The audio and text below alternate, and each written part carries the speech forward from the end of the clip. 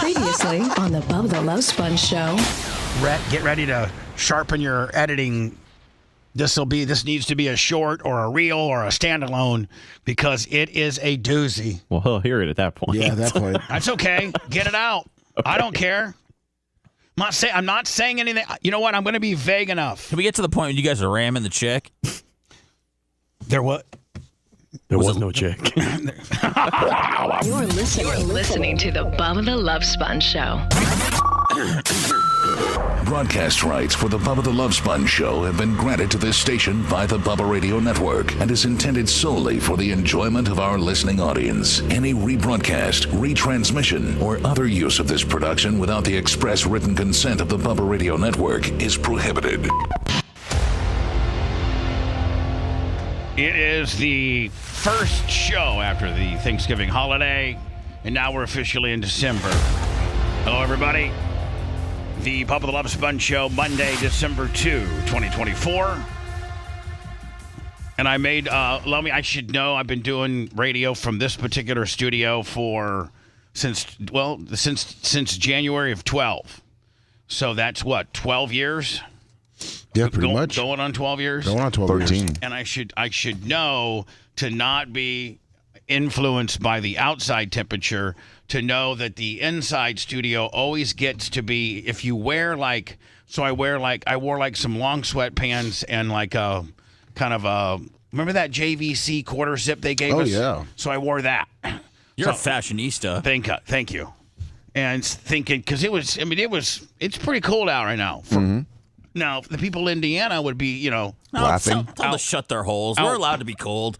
I hate when those people go, oh, yeah, you should be shoveling snow in February when you can't leave your house. Well, I don't live there, okay? I live in Florida where it gets to be 54 and we get chilly. And Seth's message to you is shut your hole. Yeah. And they cry when it gets hot. And it's like, this isn't hot. Yeah, my mom, a big time, Hoosier for, I don't know, 70 years or however long. And she's like, it just gets too hot in Florida in the summertime. I'm like, well, Mom, right now in Warsaw, it's 94 with, same amount of humidity. So it's the same. It just is.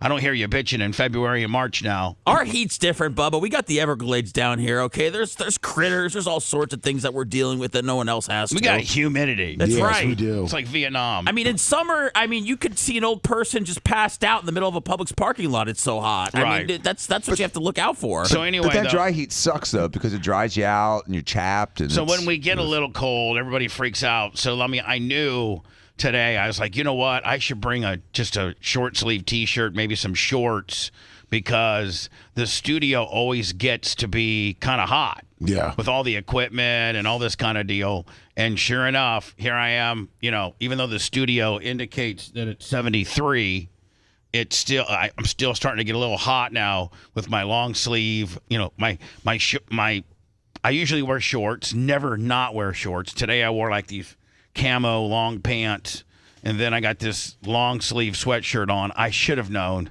I was putting this long sleeve sweatshirts on saying, you're just going to have it for the little bit of time that you're outside. You're not going to need it while you're in studio. You're going to get hot. I'm like, no, you're not going to get hot. It's way cold. It's supposed to get even colder tonight, isn't it? Yes, it is.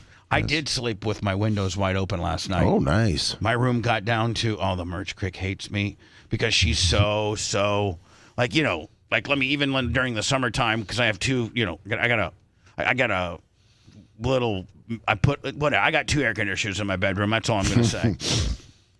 And I can get my bedroom down to 61. So even in July, I run my bedroom at 61 degrees. So she has to have a jacket? Oh, no, she has to have two high dollar electric blankets, one on top of her and one below her.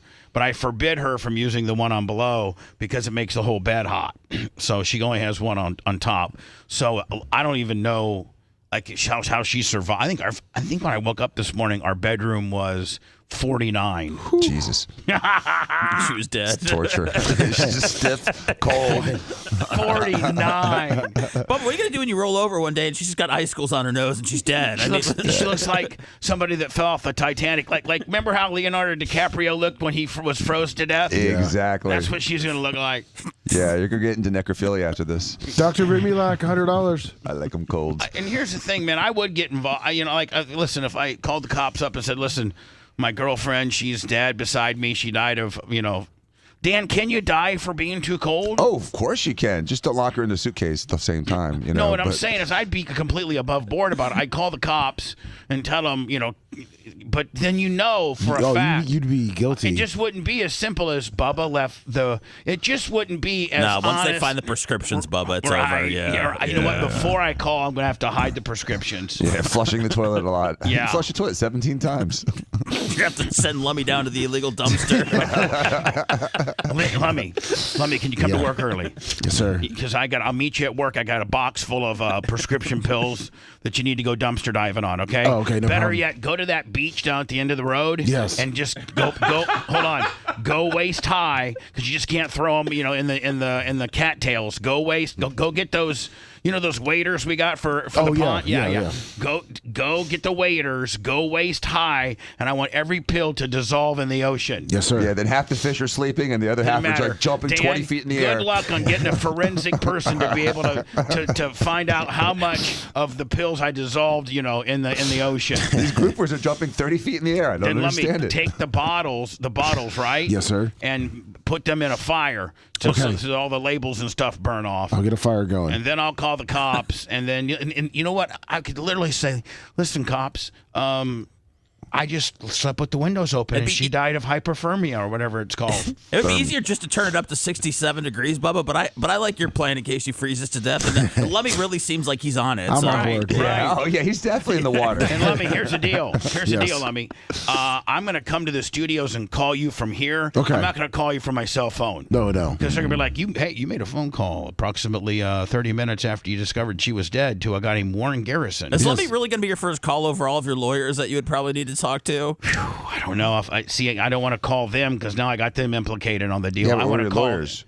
Yeah, true. You know what? I'm going Can't to talk call. about it. I'm going to call them and have Jay, Dan, Brian, Greg Herring, the Canella, and Kevin. Right there, it's like 7 of them. Jeez. Can you imagine, Dan, if you call 7 of you have when the cops get there, you have 7 attorneys. A wall of lawyers. Like, listen, I got all my attorneys. I've already assembled my dream team for this defense. When realistically, all I was really guilty of, I didn't do anything wrong. I was only guilty of leaving the windows open, and she died of freezation or whatever it's called. Poor little. There's no foul play. There's no pills. There's no nothing. I think she'll breast her, keep her warm. She'll be fine. Yeah, like Dan, what is the temperature that a person dies at? I think that depends. I think people have different tolerances to Like different my temperatures. body fat would be like blubber on a whale, so I would probably be able to withstand more. No, really. I mean, if we're But to if your be core honest, temperature drops below 90, you start having problems. really. Yeah. How do you find out your core temperature? Rectal temperature. All right, so should I just make Keep one merch in clip there. sleep with a rectal thermometer at all times? And Yeah, with have like a Bluetooth deal that goes to your phone. Honey, listen. There's also warnings, Bub. I think you start to not feel well a little bit. I don't think you just go down to 90 and die. She's a hypochondriac. She's always got some kind of sniffle or something. Yeah, So you have an alarm on your phone when her rectal temperature goes below 90. It's like it beeps Yeah. off like, Merch Creek's dying. Here's the problem, Dan. Throw up the window. Usually most alarms can't wake me from when I've got myself on. So, why didn't you wake up, Mr. Clint? Well, because I was halfway on my setup, and so, nothing wakes me up. So, Dan, if Next door neighbor's like, I hear an alarm. if your core temperature gets below 90 is when you got to start worrying about it. I think so, yeah. And the only way to determine core temperature is rectally. Best way, yes. Right. So, do you really, because it's 98.7 degrees is what your ideal inside temperature is supposed to be, correct? It's 98.6, but yeah, close. Okay, so everyone's anyway. a little different too, by the way. 98.6 is kind of a BS number because some people run at 99, some people run at 98.5. Right. So would you say between 98.5 and 99.5? Yeah, or 99. Yeah. So in that area. So, you got that little, 0.75 of a barrier. But, you start getting like 94, 93. You're probably starting to, have some issues, right? Oh, yeah. Just like, on the other side of the deal, like we never, ever hear about, well, the person was really sick. They're at 92.5. We always hear, man, they were really sick. They're at 103.5 or 104. We always worry about the high end, but, you never hear of a person that dies from the low end, Well, ever. I live in Florida, but I mean, those guys with Kansas City, those guys. They froze, and they were probably really, really, really like plastered, which is they were why on they meth, didn't know. Yeah, they didn't know. The bodies. So if you fall, if you're methed out or catch a little fentanyl or whatever like that, and you fall asleep outside, that's when you have to worry about your core temperature, getting in dangerous levels. Correct? Mm-hmm. Right. You just fall asleep and end up like the guy in The Shining, Jack Nicholson. Do you just literally die of freezing to death? Yeah, you do. And then once you stop moving, is it because it your just gets blood? colder. Is it just like so? Your blood's like oil, right? And so it's because the viscosity of your blood. But your blood's also like your heater. Oh, okay. So the blood flow says, okay, now. So hold on. when you're Not only is your blood your oil, but it's also your antifreeze too. Right. It is your antifreeze. And, right. And so when you start getting cold, your blood vessels on your periphery, like your fingers and your toes, shut down, which is why people get frostbite in their toes and fingers first, because your body's like, okay, I need to preserve heat. I'm going to centralize the blood flow to the inside to keep myself warm. And I'm going to sacrifice my fingers. It takes it from your extremities, Extremities, right? yes. So, okay, so I'm going to take all blood flow away from your fingers and toes, and I'm going to concentrate it to your core. Correct. That's the first part of your inner mechanism trying to save yourself. Right, that and shivering. Shivering helps too. What's shivering do? It's muscle contractions. Right. It's heating you up. It's actually like you're exercising almost. Now, could you You don't shiver when you exercise. Could you stick like a curling iron up in your rectum and warm yourself up, or Up to a point. I mean, you burn yourself, but yes, you could. That would be a good way to warm yourself, to be honest with you. Yeah. A big rectal heater. If you could get your wife's curling iron, not to burn you, Lummy, but just to put it on low for like warm, and then just jam it right up there. Yeah, all the way to the handle, Lummy. Go handle deep. Handle's Lummy's worst. Handle deep is an appetizer for Lummy, please. So anyway, I was in Indiana. Over the weekend for the IHSAA high school state finals. Was it cold? It was so cold. It was down to indicated temperature of 19, wind chill of about 0, and my hotel lied to me because I stayed at the Crown Plaza, and I've stayed there for years when I used to go to the Performance Racing Industry, PRI Racing Convention, and that's next weekend. I think it might be this. No, it's next weekend. It's either the first or second weekend of December, and I went like 11 years, and it was kind of prophetic, and it was a little bit sad. Wait till you hear this.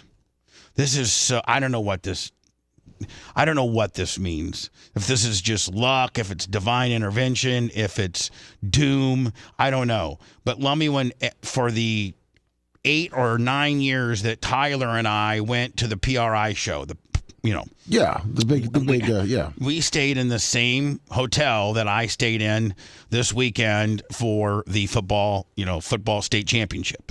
And one of the reasons why you stay there is because it's supposedly connected on to Lucas Field, but that's only during normal function, not during jobber functions like the IHS. So they didn't have the tunnel. They closed it. What? Because the state finals, I guess, isn't a big enough draw because they only fill the lower bowl. I got a picture right now. That's what the Warsaw side looked like. That's still crowded. Yeah, that's actually not bad. Well, hold on, and the other side is just as crowded, and the end zones are sparse too. They announced that they actually had an attendance record this year amongst the 2 days. So here's the deal. We go to check in. Now, Lummy, the room that Tyler and I knew that I got to know the general manager of the Crown Plaza in Indy. over the years, and I liked this one particular room. There was this one room that we stayed in, which was right by the indoor pool. And when we would go, Tyler would get his little buddies like Nick Snyder, and they would go swimming. Well, my room 139 was the room that I requested every year. Every year. So we go on the first floor? Yeah, on the first floor. It's in order to go to the breezeway, to go to Lucas Oil, you go to the elevator, which is right by your room. You go up one floor, and then you make a left, and you're going down the Skyway. And usually during a Colts game or the PRI show, the Skyway is open so that you don't have to go outside at all to get to the stadium. Well, that wasn't for this year. Oh, man. So we froze our ass off walking the block. And a You block. couldn't get there like indirectly, like go Skyway to another place and then come across? Nope. Really? Nope. That surprises me. Did you consider not going because you had to go outside for 2 minutes? No, not at all. Oh, it's cold though. I so. went. So we got in on Friday, and Warsaw doesn't play till Saturday. So I'm like, let's just go. Tickets are $15 to get in for all day. Oh, dude, if I would have known that, I would have bought a ton and sold them on StubHub. Resale, Willie, baby. There was no demand? No, none. Oh, okay.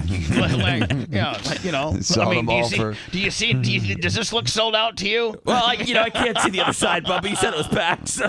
So we go there, and so first we go to check in, and and she goes, "Okay, I see that you've been here before, and we got you in your favorite room." Oh. All right. 139. I'm like, oh. God, it's red rum. Yeah, I was like, oh, man. So It's the haunted room. I stayed in 139, but I mean, all it did remind me of me and Tyler. Like, I was like, oh, man. Did you make new memories with Merch Crick of maybe taking her from the window to the walls and then? I mean, Merch Crick and I have created some memories, yes. Okay. But it's not the same memories of having your son with you for 10 years. Well, those are different memories. So anyway, we went to the game Friday, watched some games, and then Rico from Fatheads Lummy, he's there. Because he has a box up there. Oh, he does? Nice. Yeah, he has a box about this is just right off. If you're looking at my picture right here, where the hell's my? Underneath the orange, is that where the boxes are? Yeah, here's the box. Well, they actually have two levels of boxes. They got the upper boxes, and then they have the lower boxes. Just like doesn't the Bucks have upper and lower? Upper suite, lower suite. Right. So Rico's box is about right here, Lummy. Oh, okay. Quarter red zone. About right there. Lower suite. Lower suite. Those are nice. Nice box. So Rico calls me on on Friday and says, when you getting into town? And I said, later tonight. Because I didn't want to be obligated in doing anything. And he goes, well, if you get here, here's my box number. So me and Merch Crick were actually sitting right here. But this was on Friday, so this was the East Noble section. I'm like, let's just go surprise Rico. So we went and sat in his box. Wait, you went to go watch other games on Friday night? We just wanted to go over there and get the lay of the land on, where we needed to sit. Recon. For $30, Yeah, it's a hell of a night, yeah, dude. $30. I can't beat it in Indiana. Yeah, $30 in Indiana. And we ended up in Rico's suite, and his is fully catered. Nice. So, we had hot dogs and chicken fingers and all that kind of stuff. Diet Cokes, and Merch Crick actually had a few cocktails. Oh, really? Yeah. Wow. So that's Friday night, Lummy. So then we go back Friday night, and I tried to stay awake. She's passed out. I tried to stay awake for the Georgia Tech game. Good luck with that. And I'm like, man, Georgia Tech's going to knock off Georgia. And next thing I know, it's tied. Fixing to go into overtime, and I passed out. And I opened my phone up in the morning, and 8 overtimes. Yeah, he was staying out. 8 overtimes? Yeah. Georgia Tech versus Georgia. Georgia Tech was up by 2 touchdowns with 3 minutes left. There'd be no way a human being could lose. There'd be no way you could lose. I mean, unless you had as bad as clock management as the former Bear coach, unless you were that much of an ass bucket, there's just no way you lose. No, so I'm watching Georgia Tech, and they're running plays, running out of bounds and everything. I'm like, bitch, stay in bounds. God, it's amazing that these head coaches and these players At this level, Bubba. are not more situational aware. It's crazy. When you are trying to run the clock out versus stop the clock. It seems like you're seeing these mistakes by college and NFL coaches regularly every week. Hold on, and players. And players. Yeah, these guys should know better. You do how many times will you see a team that's trying to stop the clock? They got one timeout, they're driving, and the guy gets the ball on the sidelines, and he thinks he can get 4 more yards by battling this cornerback. All this cornerback's going to do is try to keep him in bounds, when all the dude had to do was just literally step out of bounds. The clock stops, and it doesn't start again until the snap. Instead, they have to run down and either spike the ball or burn a timeout, or if you're the Bears coach, you just don't do nothing. You just let it run on down. You're like, oh, damn, I could have had the ball with 22 seconds had I burned a timeout. Oh, I'm going to take it down to 4. Let's take it down to 4. That sounds like we were going to do a field goal anyway. Bitch, you had 22 seconds. You could have done a couple of down and outs. You could have done a couple spikes. 22 seconds is forever. Mm-hmm. It's like almost the quarterback's got to come into the huddle and remind the players, okay, we're going to do like a 22 wide out, super split Willie, get out of bounds, and make sure you get out of bounds. Like it's almost you got to tell the players that. Or when you're trying to burn the clock up, we're going to do a 22, slant in Willie, stay in bounds. Don't go out of bounds. I don't know. It's like, Bubba, it's like if you talk about, I know the players can sometimes forget stuff, but you talk about coaches and at that level of not knowing, the situation and all that. To me, it's almost equivalent to just jobs in society in America, that there's people that are in positions to run certain organizations, certain business that are not qualified whatsoever and can't do the job. Now, these guys get exposed on TV once a week. It's probably a little bit harder to expose somebody in an office that doesn't know what they're doing. But to me, it just is kind of a microcosm of everything else that's going on. You're right. It's a microcosm of kind of the workforce. Do you think it's just that we have this tolerance to ineptitude and mediocrity that we shouldn't have anymore? Yeah. I mean, we didn't have 10 years ago. And you can't really correct somebody or get up in their ass. I don't want to say get up in their ass. But get up in their ass. But Exactly. I mean, metaphorically, and say because they will. File some type of harassment kind of deal on you, but you're right. I mean, pro athletes probably emulate today's workforce and the fact that they don't thoroughly prepare, and those that do thoroughly prepare really stand out. It's one, they're usually fairly talented, but two, they genuinely prepare and they don't make mistakes, So anyway, this is where I was on Saturday night. Lummy, I stayed. We went for on Saturday. They had 11, 3, and 7 games, and Warsaw played the 7 p.m. game. We went over, and Sumo came and picked us up. Oh, nice. That way we didn't have to walk, and Sumo has got up front VIP pass, parking. Of course. So we didn't have to walk at all, and we went and sat in the box for the 3A finals, and then for the start of the Warsaw game, I told Rico and Sumo we're going to go down for the, in the Warsaw section, and then at the start of the fourth quarter, we'll come back up to the box. And so, Lummy, we were like about right here, about right at the 25 is where we were. Did we win or what? We got beat. We got beat. Got our asses kicked. Was it 4 or 5 turnovers? I think it was 5 turnovers. Three fumbles and 2 picks. You can't win that way.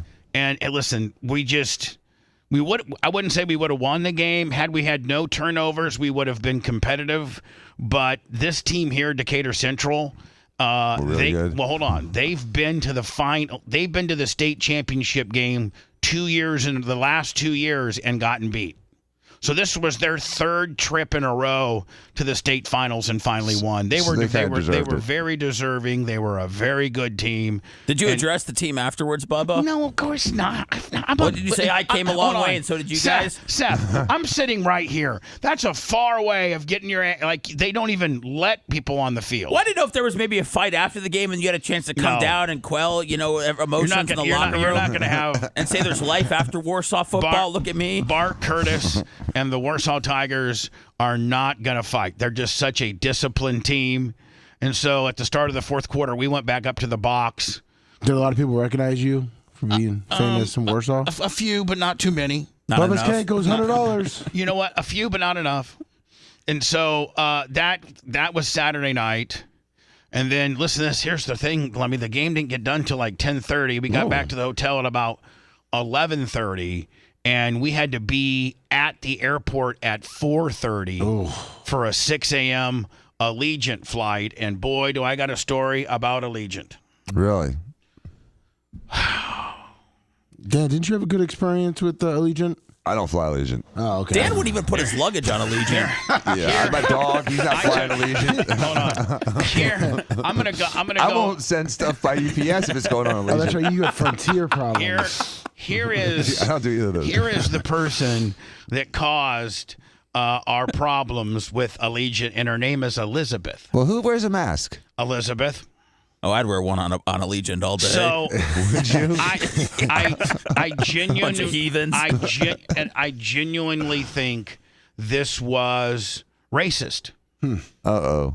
So we're in 4A and 4F, or the big front of the plane. yeah. So Good seats. Now with Allegiant, you have to realize they tic-tac the hell out of you. Kinda like Spirit? Yeah, like the flight may be only like $89 each way, but it's But if you want a seatbelt, it's $50. Yeah, if you want,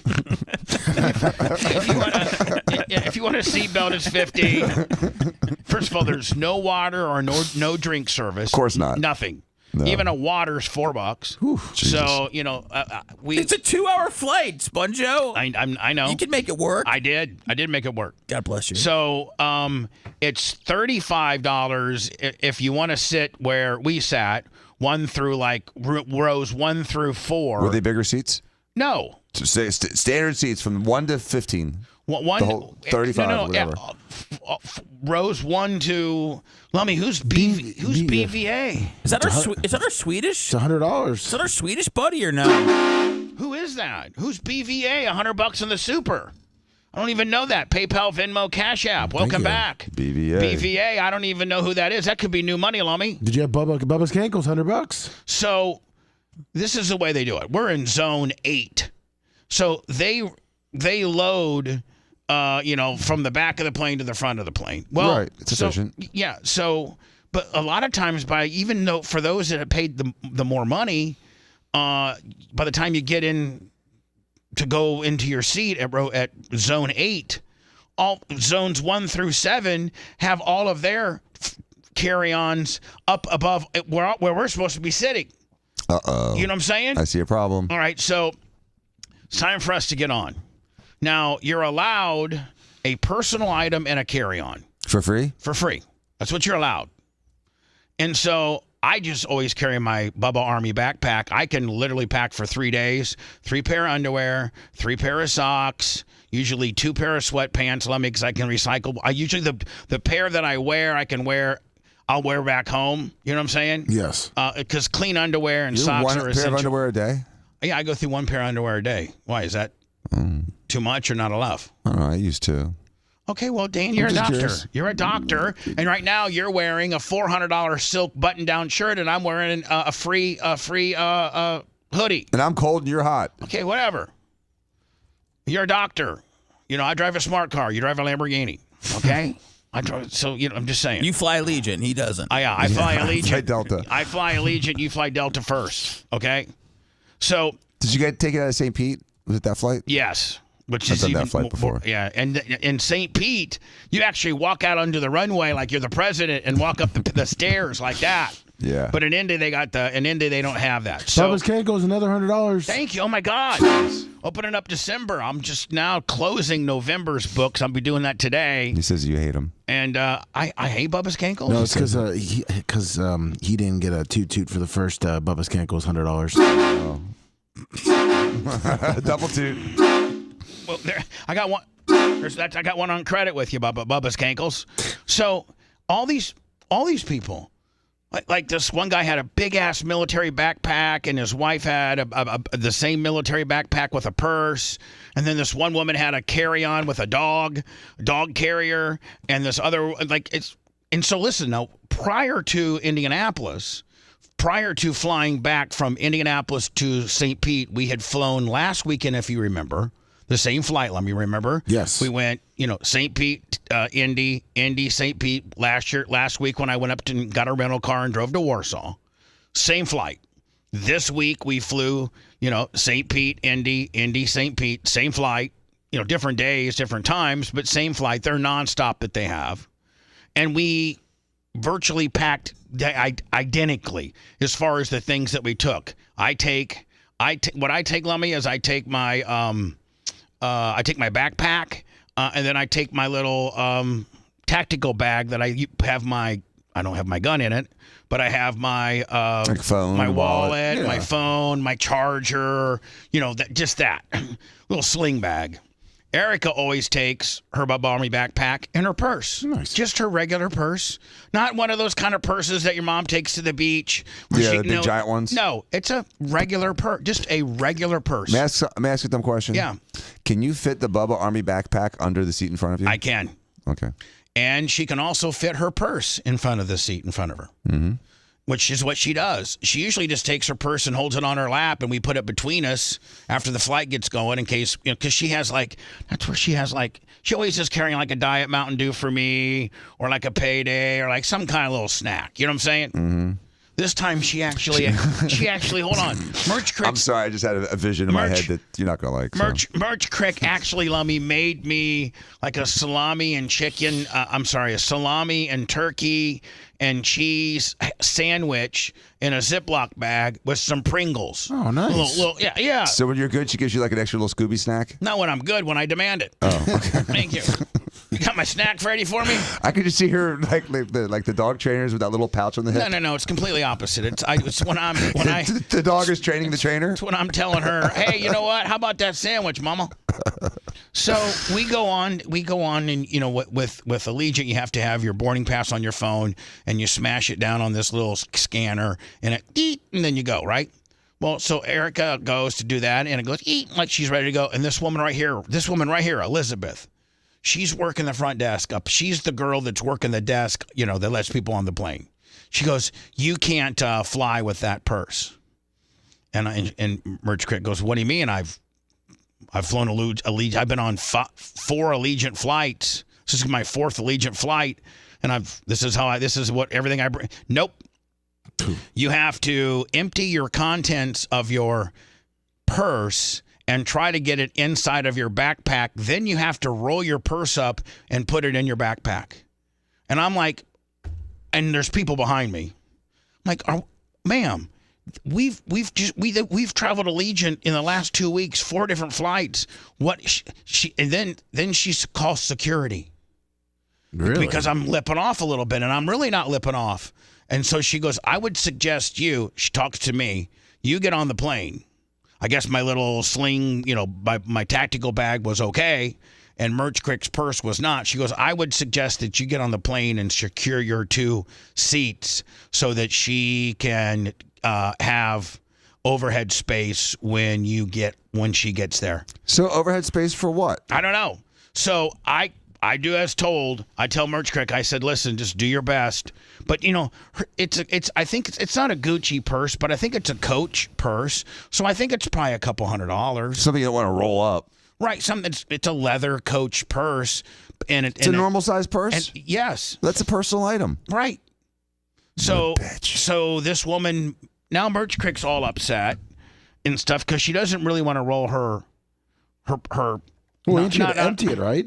Yeah, so girls carry all kinds of stuff. Yeah, emptying a purse is shameful to a girl. Like, it is. It's shaming a girl to make her empty her purse. Yes. Empty your purse. F off. Like, show me your ID out of your purse is one thing, but to take your purse and we've all seen tampons and gum before. But still, it's embarrassing. So Merch Crick has to step out of line, go to a regular seat, open up her backpack filled with candy. Well, no, but open up her backpack, reposition everything in there so that she can now get everything from her purse in her backpack, including rolling her purse up like a towel and getting it jammed in. And so she did it. And this woman just said, "Okay, you're free to go." And I mean, I felt so bad for her. And so this woman then, when the plane was completely full, then she came in here and deliberately made sure the Merch Crick was, I guess compliant. I didn't know if if this woman thought the Merch Crick was going to undo her backpack and put everything back in her purse, and that would. But she deliberately came back on the plane and talked to the flight attendants, and then they closed the door and left. This woman, and her name is Elizabeth. And you think that this is racism? Yeah. She was letting black people on with multiple carry-ons. And so when Merch Crick asked, well, there's a person that's got, you don't know what they paid. Oh. That's what she said. You don't know what they paid. I witnessed this. And I go, well, how about that guy right there? He's got a carry-on and a personal item. You don't know what they paid. Bitch, you don't know what I paid. Yeah. Well, Dan, she called security. Jeez. Right. So I was like, so anyway, this woman right here, Elizabeth, who was working the Sunday morning, 6 a.m., I think gate 6 at Allegiant in Indianapolis. I'm not. Are you going to fire off a very angry email? I might. Or is this your email? Yeah, I'll just send this email to the CEO. I'll just send this. Your works as well as that, if not better. What? Since you have a giant social media following, is posting that in all your social medias and hashtag Allegiant and watch how they respond. Maybe this whole talk break, or is that? Or I'd put that on there. I put tags. I put it on X. I put it on Facebook. I put it on Instagram. I go across the board, and they will absolutely respond. I would say this woman here, in my opinion, is racist. The only thing that was no. You could say this instead of calling her a name. You could say this woman treated us like she had racial animosity. She treated us like we were inferior to her. She was prejudicial towards us, and I think it's because of our race. That way you're not labeling her a racist, which could put you under exposure. So hold on. You can I say want to she make treated you with racism. She treated you, with disdain because you were white. So, I mean, differently than she treated other African Americans. It's the only thing I can figure that the Merch Crick was cute with big knockers. And did you have a MAGA hat on? No. Okay. We had Bubba Army sock hats on. Oh. And, okay, all right. I had a Warsaw Tiger Wishbone offense hat on. Yeah, no, Merch Crick had a Bubba Army stocking cap on, and I just felt so. Merch Crick almost cried because she thought she was going to lose. She was literally one of the last people on the plane because she had to, and I just felt so bad for her, and I was just like, what did we do wrong?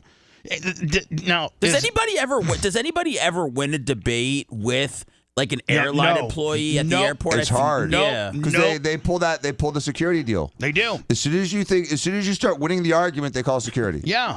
So even if you're right and they're wrong, they don't care. So, Merch Crick and I were there. We're holding the line up. People are getting mad. I step out of line. And Merch Crick stays right by her because this woman's instructing the Merch Crick, Erica, what she wants to do, what she needs to do. And I'm kind of editorializing. I mean, as people are going by me, I'm going, look, that individual has the same. A woman had a backpack in her purse, and she, and I'm like, ma'am, that's the same situation that Erica has. You were ratting on people as they were trying to board? Yes. Oh no. And she's like, sir. Here's the problem, Bubba. She was treating the backpack as the personal item, not the carry-on. Right. She should have treated the backpack as the carry-on. The purse is the personal item. The purse can definitely fit below the seat in front of you. It's BS. It's wrong. Every other gate agent with Allegiant interpreted our situation like you just discussed, Dan. The backpack was a carry-on, and her purse was a personal item. Which is the way it's defined. And this is the only woman. And by the way, listen, Elizabeth, face masks don't work. And I realize especially that mask. It's really, that mask that you got at, CVS 10 for $4. I mean, you might as well, all it's really doing is it's regurgitating your air back into your mouth. Mm-hmm. It's getting all that lipstick off your face. So, Elizabeth, I'm not saying anything personally against you, but I feel as if race was the issue. You had a cute girl who had a nice purse, and you didn't like that, and you're on a power trip because you're the gate agent, and you just literally wanted to. And why? Because you can. Bubba's Cake goes $100 to buy a flight on Delta next time. If you liked that segment, then you'll definitely like the new redesigned BubbaArmyHQ.com. We'll be back to the Bubba the Love Sponge show after this.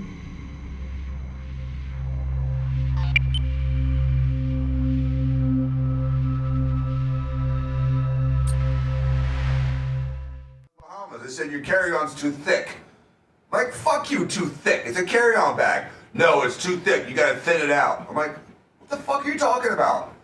She said, you gotta thin it out. Wait a minute, hold on. The minute you start talking those words, they're calling security. No. So I started thinning it out, and I tried to take stuff out of it to make it smaller, which I don't know why, because it wasn't flagged on the flight before. And then you know how they sometimes have that like Star Trek, like really quick closing doors on the gate entrance, like on before the skyway to the plane. Yeah. So I go through that, it closes. As it closes, I say, bitch. Or what a bitch to my son. And she opens it up. She goes, what did you just say? I'm like, I was talking to my son. She calls security, tries to kick me off the plane. Oh my God. Fuck you. Did you see Conister? Huh? Conister got a position? Who? Chronister guy? No. DEA. FBI and DEA, baby. What's that? Chad Chronister just got picked to be the DEA, head of the DEA. For real? For I real. sent you the story, So but we got you see Pam the messenger Bondi. now. We got Pam Bondi and Chad Chronister, the federal government now. Send me the story. I sent it. It's in your messenger. Okay. It's a quick news story. Does that mean he has to not be the sheriff no more? That does mean he has to not be the sheriff no more. That does mean that. Office under One Bay Area Sheriff has now been One Bay Area. So does that mean like his under sheriff becomes the sheriff? That means that DeSantis will pick his replacement. No, are you sure about that, or No. does he pick his replacement? The sheriff, the governor picks it.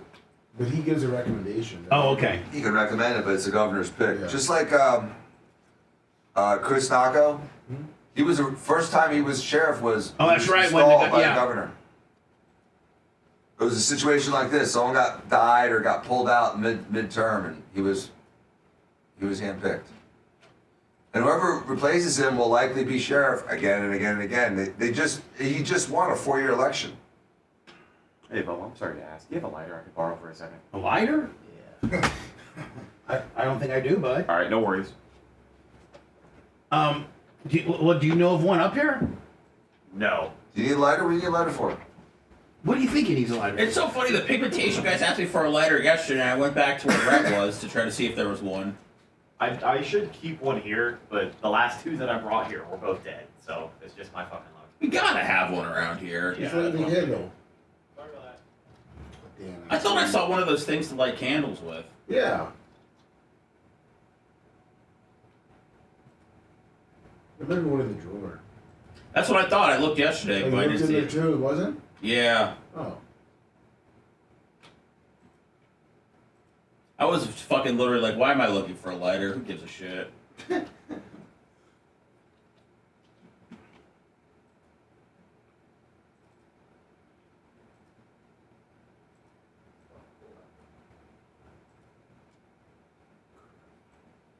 Dan. Dan, What did he say? I'm on X right now. I'm doing an Allegiant tweet. What do you say? I said, beware if you fly Allegiant. There's a gate agent in Indy named Elizabeth that I feel. I need to be careful here. That I feel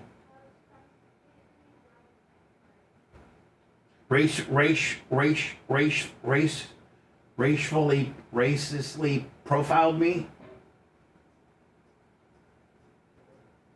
Yeah.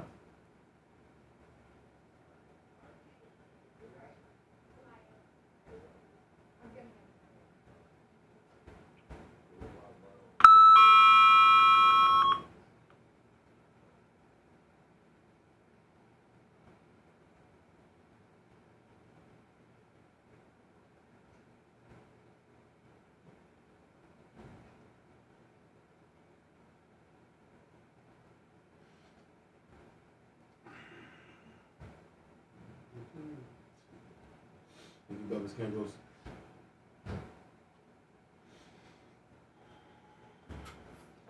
I don't use that toilet, but there was a little mud on the. Yeah, that was me, man. You got a double flush, I guess. I triple flushed it. Yeah, well, I flushed it twice too. Okay. I'll clean it here in a minute. It's all right. I think it just needed a little bit more. I need to go through my potential. I got to go through my potential tweet with you, and then we'll do the Chronister thing. Here we go.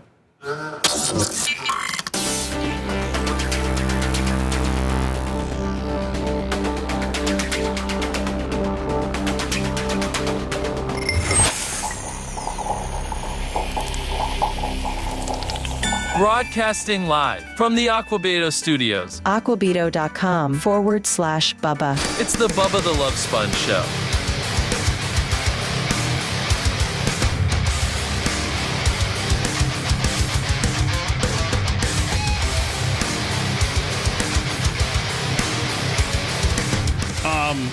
Dan, I needed to, because there's more to follow. I mean, I may put the entire break, or have you and Gary Cantrell, have Rhett and Gary Cantrell maybe make a short of the Legionnaire or whatever. But Dan, I was just going to fire one quickly across the bow real fast. So on my Twitter /X, which I got like 109,000 followers, which Allegiant, they look at that kind of stuff. Especially if you do a hashtag and tag them. All right, so I included them. I added them, but I go, but I need you to help me navigate through this tweet so I don't call a person a name that I'm not supposed to. Beware if this is what I got so far, and know that I've not sent it, and I'm waiting for you to help me craft it. And everybody, open mic. Seth, you're very good at this kind of stuff too. You like to call people out. Beware if you fly at Allegiant, which is, I included them. There's a gate agent in Indy named Elizabeth that I feel was very unfair, and that's where I'm at. Or I can change any and all of it, or I can keep going on. Tell me what I should do. An African American gate agent. I'm not going to put that. I'm not going to put that because they'll be able to. I'm posting her picture. I got a picture of her. That was being prejudicial to me. That I feel was very unfair and prejudicial. Hold on, how you spell prejudicial? PRE. JU. DI. C. Hold on, JU. DI. CIAL. CI. Oh, it automatically came up for me. And being that word. Prejudicial. To me, because of my race. To my girlfriend. To my girlfriend. Or should I say fiance? To my fiance. Yeah, it makes it more. Yeah. I hate doing FIANCE. I don't even know how to spell it. FINACE. FIANCE. Fiance. FINACE. FIANCE. So that shows you how many times I've not spelled it. Yeah. Got it. And then it's just one of those buzzwords. Yeah. All right, President, whatever, to my fiance. Because she was white. No, I think you don't have to say that. Yeah, you do. You got to say it without saying the word racist. No, because, but if you post a picture of a black girl, and don't you automatically assume that the person she was being presidential to? You going to fire a shot over the bow, or are you just going to wave a little handkerchief? To my fiance who is white? Yes. We clearly had a carry-on and personal item, and instead we clearly had a carry-on, which was a backpack. Carry-on backpack. You said carry-on backpack. We clearly had a backpack and purse. I shouldn't say she. I should say instead of we. She. Okay, now, damn you, first. It won't even let me. My fat fingers let me. I can't. Okay, he. My eyes don't go where my fingers want them to. She clearly had a backpack and personal purse. Okay. You could almost say like a normal sized or not oversized. You know what I'm saying? Just had a regulation. I don't know if it's regulation. There's no regulation on the purse. No, on the backpack. Oh. Had a whatever. Correct. Whatever. So what you say? She had a carry. You could say she clearly had a carry-on and a personal item. Just make it like that. A carry-on and a personal item. Okay. All right. She clearly had a carry-on and a personal purse. Sure. Okay. Then what were we doing? And the gate agent made her empty her purse into her backpack and roll her purse up. But Elizabeth, how about we do that? Make But it even, Elizabeth. But Elizabeth, okay, made. No, you do more. Okay, You could say. But Elizabeth. Pulled her out of line, you could say, or wait. Yeah, pulled her out of line. Her out of line. Denied her access to plane, and made her empty her purse in front of the entire. Empty her purse in front of every one standing in line. Mm-hmm. And okay, and read it back so far. Okay. Good Jesus, there's a lot. So, beware if you fly Allegiant. There is a gate agent in Indy named Elizabeth, and that I feel was very, very unfair in being prejudicial to my fiance. Against my fiance because she's white. Okay, against my fiance who is white. Yes. She clearly had a carry-on and personal purse, but Elizabeth pulled her out of line. Singled her out is the word I was looking for. That was the phrase. So Elizabeth singled.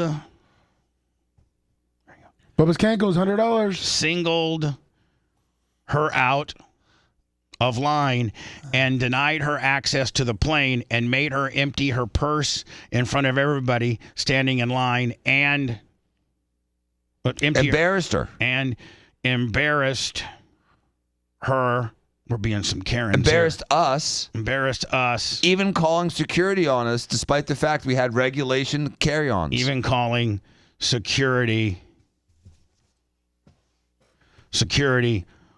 on us. Despite us having compliant. Despite. This is going to be a good one. I'm going to fly Allegiant for free. Despite having. Compliant carry-ons. Compliant. How you spell compliant? COMPLIANT. Compliant. Luggage. Now, they may try to get you with the items. Allegiant only allows one free item. That's where they may get you. I thought you said it's a personal item and a carry-on. Well, everybody else had it, Lummy. I'm not seeing. Let's take it from the top. I'm seeing what they may try to come with. Rewrite. Beware if you're a fly Allegiant. Blah blah blah blah blah blah. I don't care.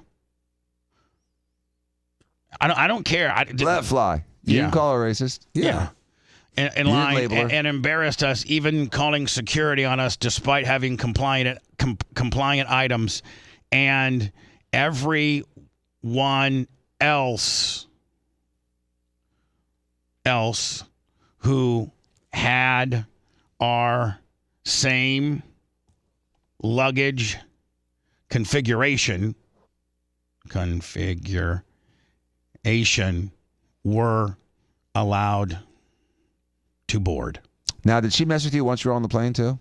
No, she just gave us that look. She just followed us up with that look. She just came on with that look. Boom. I just added a picture of her. Dan, this is either I'm probably gonna get a bunch of haters on me for this. But of course. Who cares? Who cares? Yeah, at least get it off your chest. Just let it hit it. Yeah, sure. Boom, there it is. There's nothing illegal there. What do you mean you're gonna get a hate Allegiant fans? No, yeah, shut up, fat ass. Oh, okay. You from your people. Yeah, okay. From you're a Karen. Shut up, Karen. You're being a Karen. You think rules don't apply to you. Blah blah blah blah. I can't even tell you real life scenarios on my show without people just absolutely destroying me when deep down if the same thing happened to your life, you'd be bitching about it too. I just happen to have a show that people listen to and gives me an opportunity, a forum to bitch. If you had this same show and you or me, you'd be bitching too. Do you have a picture of the purse? I do not, but I can get it. Have you thought about including some pictures of the football game to show how much fun you had that weekend until you boarded the flight? That's right. And how about maybe like a nice cleavage cut shot with the purse on her shoulder? A pic of your purse.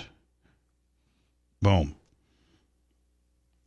Reach out to Allegiant via DM before you tweet them.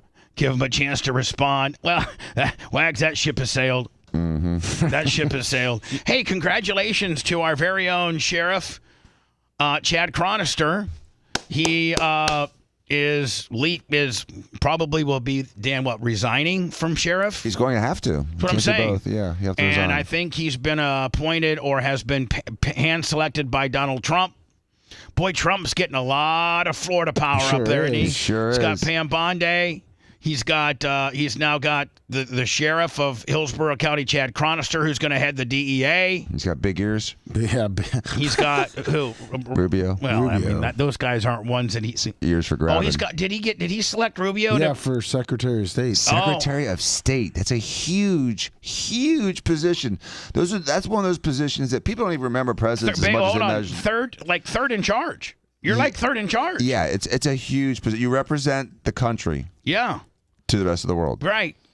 You represent the country to the rest of the world. And run all of the embassies. They run all of the embassies throughout the country. I mean, it is a slinging D job. It is. I mean, Madeleine Albright. Albright. Henry Kissinger. Hillary Clinton. Yeah, Kissinger, Clinton. There's been some really, really, really important secretaries of state over the years. One Bay Area sheriff has now been nominated to work alongside President-elect Donald Trump. Trump announced on Truth Social today that he's nominating Hillsborough County Sheriff Chad Chronister to be the administrator of the Drug Enforcement Agency. Listen, you know who should put it in there? Grady. That's right. In the post, Trump said Chronister will help secure the border and help stop the flow of fentanyl. Now, will Chad Grady's father-in-law is not a billionaire. True. That's the difference. Agree. But historically, I think DeBartolo has been Democratic. He has, and I think he's also being picked. The father-in-law is also being picked for a job. Eddie DeBartolo. Yeah, but I think it was George W. Bush that pardoned him. Yes. So I don't know. Well, it's all interlinked, man. It just really is, man. It really is. Like John Morgan, for instance. John Morgan has declared himself no longer a Democrat. He is an independent. Really? I saw him on. They lost a big fish with him. Do me a favor if y'all thought they did. He was on Cuomo talking about that. He was not on Cuomo. He was on Fox. Yeah, he was. Lummy, can you find me the appearance of Fox? He was on that. The girl formerly from Florida who I think might have been Trump's. Yeah. She's got a show. Yeah, she does. McAfee. Yeah, and she's Bubba's Cankle's another $100. God, Bubba's Cankles, I think maybe stole an ATM machine. Poor Merch Crick. She had probably the worst weekend ever. She had a great weekend. She had a really good weekend. But she just, poor little thing, got herself into so many situations. There's another situation where she lost one of my credit cards. Uh-oh. And at Lucas Oil Field. Was it her that lost it or you that lost it? You just blamed it on her. No, it's her. But it was her doing a nice gesture. She was going down to the concession stand to buy a hot dog and some sodas for us. Because she's a hell of a lot more mobile than us, and she's quick. And she lost a credit card while doing that. And then had to go on through, she missed the entire first half of the game looking for this credit card when it was under my boot the entire time. You were standing on it? Yeah. Did you know? No. I got that story to tell. So anyway, Chronister, Florida. Let me find me the. I like this pick the John Morgan deal because talk about a big loss. John Morgan, listen, John Morgan is such a Democratic whale that when Barack Obama came to Orlando, he stayed at John Morgan's house. When President Clinton comes to Orlando, he stays at John's house. When I went one time and met with John over something, we got President Clinton on the phone. I've told that story before, and when I had John on a few weeks ago, we told it as well. He is a huge fish in the Democratic Party. And when they nominated Kamala, he said, I'm out. I sent you the John Morgan. It's about a minute 54. Help secure the border and help stop the flow of fentanyl. You know what? Congratulations to Chad Cronister. Yes, I'm happy for him. And I hope the next sheriff in Hillsborough County is a good selection. I'm sure it'll probably come from his under sheriffs or whoever. I think each agency has a couple under sheriffs, don't they? Yeah, he's got an assistant deputy. So I'm sure he'll make a recommendation to Ron DeSantis. Now, who picks Rubio's slot? Same thing? Ron does, and then there's a special election. Oh, okay. Usually there's an appointment followed by a special election. So they won't, because state senators are on 6-year cycles, so they may not wait. And I think, 2 years. And by the way, he just got reelected, did he not? Rubio? No, the other guy did. Rick Scott. Just got reelected. So they have him. So Rubio's up in 2 years. All right. So they have him in 3-year increments, so that Scott, who's reelected, his campaign cycle was this particular campaign, and 3 years from now, 2 years from now will be the one where Rubio would be up. Yeah, 2 or 4. They don't do it in 3s. They just do 2 and 4s. And other illegal drugs. In a statement tonight, Sheriff Chad Cronister called the nomination an honor, saying he is humbled by the opportunity to serve our nation.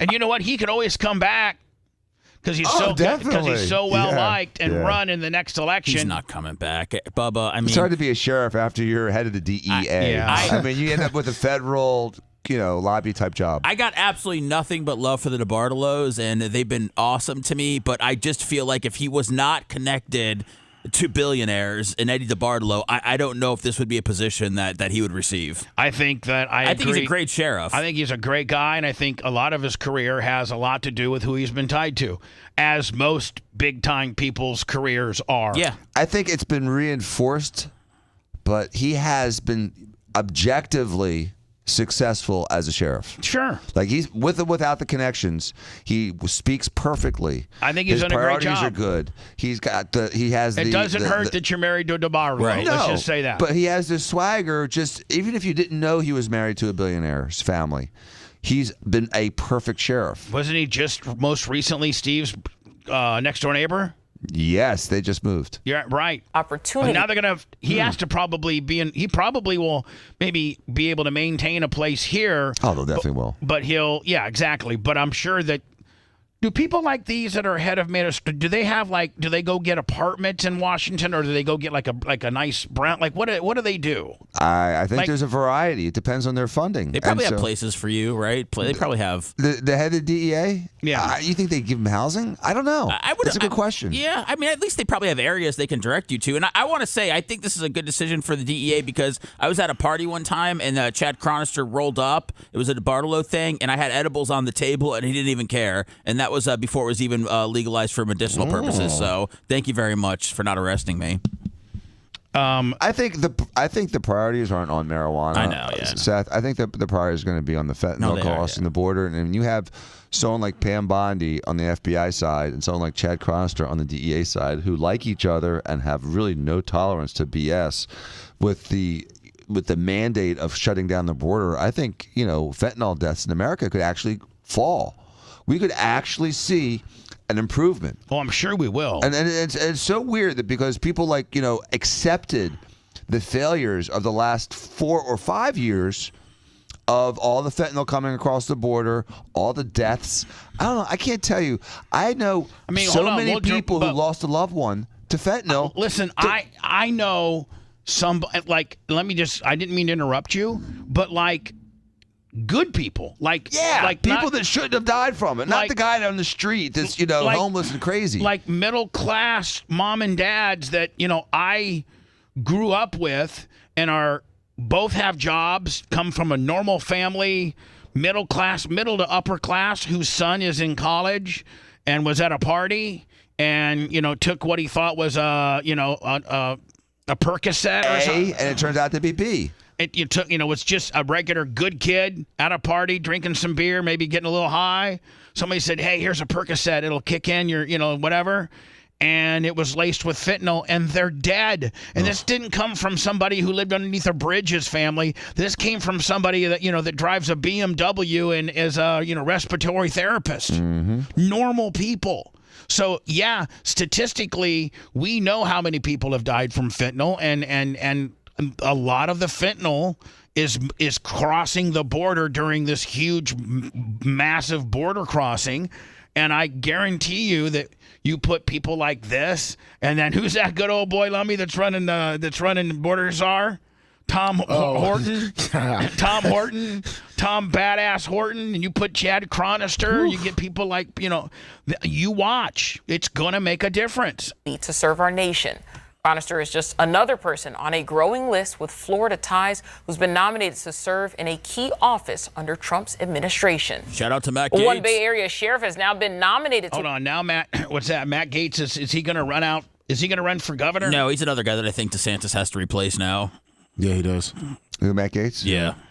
DeSantis is just going to chalk it all up, isn't he? Yeah, he's got to do Rubio, Gates, Chronister. He's got a couple people. So Bondi didn't have a job. She didn't have a job. now. Okay. And she was worked for one of the largest Washington lobbyist firms. Did you now, Dan? I sent you a picture of Erica's purse. You did. And now she's mad because it was a brand new Kate Spade, and now it's all. And when you take a leather Kate Spade and you roll it up like it's a towel, man, it's like an old shoe now. Now but you can see that's the size. The creases. But look at. That's the size of purse that she wasn't allowed to put on her lap and that's not absorbent at all. That's not, over the top at all. I think I should include that in my. I think I should actually include that in my. Include the damaged purse. It shows that you damaged the purse. You have actually damages now, Bubba. In addition to the embarrassment. Oh, good. We can sue. I have a lawyer right here. You should be reimbursed for the purse. The purse has been ruined. I'm sure it's like a $300 purse, $400, $500 purse. It's been ruined. When we return, I know Dan has always been somewhat critical of J-Lo. She looks good there. And she said that she was wearing a see-through top. Oh. I can't really think. This doesn't really look like a see-through top. You can see a bra underneath it. Yeah, that's about it. You can see the bra. If you can see a bra underneath it, and you It's can't still see see-through. Yeah, but still. It didn't say you can see her areolas, Bubba. It just said see-through. If you want a deep dive into the Bubba the Love Sponge show from the past, go to BubbaArmyHQ.com. We'll be back after these words. He makes a hell of a handbag. Yeah, and for not that much money. No, hell of a handbag at a fair price. I sent you the John Morgan clip too. Okay, good. I need it. Thank you. Kaylee McEnany. Kelly McEnany. Yeah, she was filling in for Jesse Waters. She went to the Academy of Names. Yep. Is this it right here? Yeah. Yeah.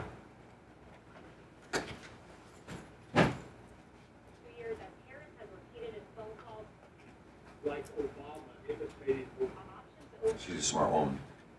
She's fast. She's fast. Is she? Fast. Like with her wit. So, let me. Which one should I use? The second one. This one right here? No, the other one. Yeah, that one. Why? Because this is a full clip. Because the other one was only a minute 50. This No, one's the other 209. one. The other one's a minute 54. Yeah, that's 209. Okay. All right.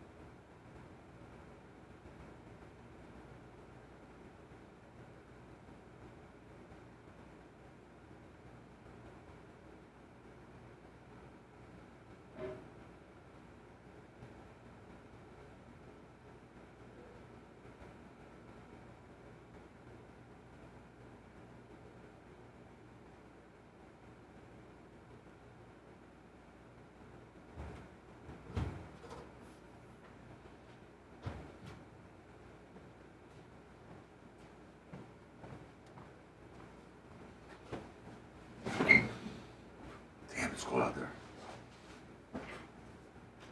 All right, good morning, everybody. Caviar tacos, group of lips, duck god, pack of dog, big lunger, little bug.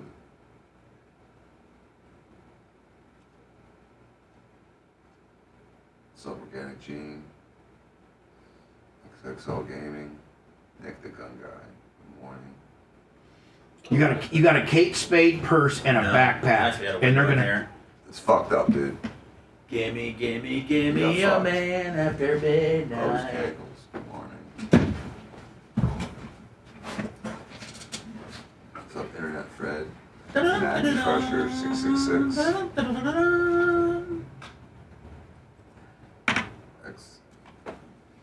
It's 22 in Jersey right now. Nice. Fuck that. Powers. Booker Ticker. Napa. Mike.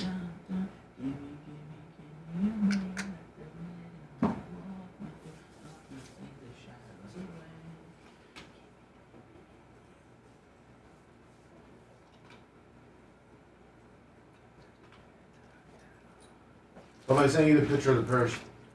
Okay. Package Jack 2000, 33 months. J-Rod 4455, 49 months. All the hand door. Stuck in Deion's tub, 76. 3/4 time Willie. Fuck you and fuck you. BBA, thank you. I know you're on.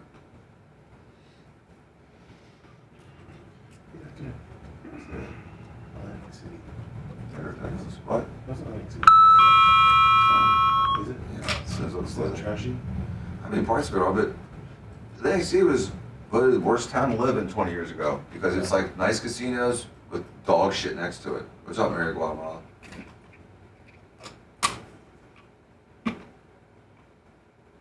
Maria.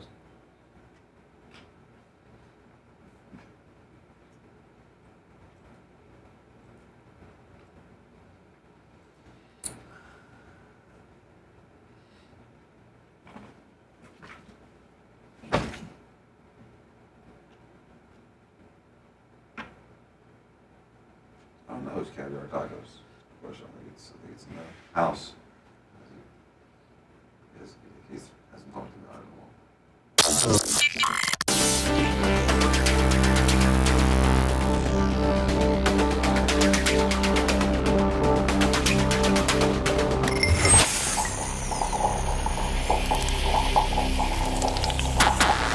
Broadcasting live from the Aquabito studios. Aquabito.com/Bubba. It's the Bubba the Love Sponge Show. For those scoring at home, I've added it to our X and our Facebook postings. And maybe it's no big deal. I just was really pissed off Sunday morning when we were headed home. Everything was going great. By the way, all 4 of my Allegiant flights were delayed. Not one of them was on time. Just want to let you know that. Not one of them was on time. Yeah, we don't have watches for employees. And it sucks that like Allegiant, like at least Southwest, the tickets cost a little bit more, but you got a TV in front of you, Lummy, so you can watch a little bit of TV, or they have like free Wi-Fi and whatever. Well, boy, not on Allegiant, man. You're bare bones. And so just to like a piece of paper and a pencil to draw with? No, they don't give you nothing. Is the seats really tight too? No, yeah, they're really tight. They're made out of like plastic. Are they like an inch thick? Yeah, but hold on. Here's the thing. And then they don't even have a seat compartment in front of you. They have this little like this little area where they put the safety information and the plane information. It's this little plastic holder in front of you. You don't even have like a little front compartment that you can put your phone or your nothing. Not even to prop up as like your own little screen. No, and then the seat back, like the tray tables. I'm not kidding you. Are the little bit larger than a cell phone. Really? Yeah, just enough to literally like maybe put a drink on there. That's the tray. But not enough to stop you from flying them. Not enough to, when you get an African American who doesn't like a cute white girl who has a backpack and a Kate Spade purse. Isn't it difficult to call? I'm sorry. Go ahead. Is it difficult to call something racial when there was really nothing racially said at all? I feel if you're the only one targeted and you're white and everyone else is black and they're carrying on 15 things with their dog and their purse and their backpack and their carry-on, then yes. Yeah, I mean, you know what? My answer is what Dan said. Okay. Because we're I feel she was singled out. She was singled out and embarrassed. And for those scoring at home, I want you to see, like, this is her purse. Oh, that's a nice one. This is her purse. It was brand new. I don't know if I can here. Can I make? Oh, not that. Whoa. Hey. What the hell is going on with that? It's moving. Some guy sent me some app that makes your face move. So I don't know. Anyway. So you used it? Are you taking pictures of your junk? Watch it move. I didn't. For my penis. I didn't use it. I deleted it. I don't know how it got on there. The guy's like, you don't read any emails. How did this guy lure you in with some face moving app? I don't know. It was stupid. So you can look. That's by all means. If you have a backpack that you can put on the overhead compartment. And that should put in the seat in front of you. And this, she always puts in the seat in front of her. She usually puts it between us because that's where she has a few snacks. But it has to be able to fit there during takeoff and landing. That's the only rule. It has to be able to be there for takeoff and landing. So, I mean, I'm just saying, like. Yeah, you were racially profiled. But the worst is that she had to empty all of this, put it inside of her backpack, which overstuffed her backpack, and she could barely get her backpack in the overhead. And then she had to literally. Why couldn't she put that at her feet? And she wasn't even allowed to carry this empty. Like, the woman made her crinkle this up, fold it up, and put it inside of her backpack. 400 years of oppression. Angry. So for those scoring at home, I wanted everybody to see that it's just a normal size purse. It actually looks a little bit larger than it really is. Did you tell them you used to fly private back in your prime and that you're not used to dealing with this kind of hostility on flights? You know, man. How many white people were on that flight, by the way? Like, what percentage of African American versus white? I would say that it was probably 30% white. That's it? Well, 30 or 40% white, 25% Hispanic, and whatever the rest. 45% black. Yeah, I would say that it was pretty. It was pretty amongst three ethnicities. I would say that it was pretty kind of one third ish. Yeah, maybe a few more whites. You're all there for the same reason. We're all there for the same reason. Looking for a great deal. To get shucked down by Elizabeth. No, but she's at the gate code. I mean, she's at the front gate with her little mask on, and she's not said a word to anyone. The only person she pulled out of line, cute white chick, was the cute white chick with big jugs and a nice pink purse. She ain't.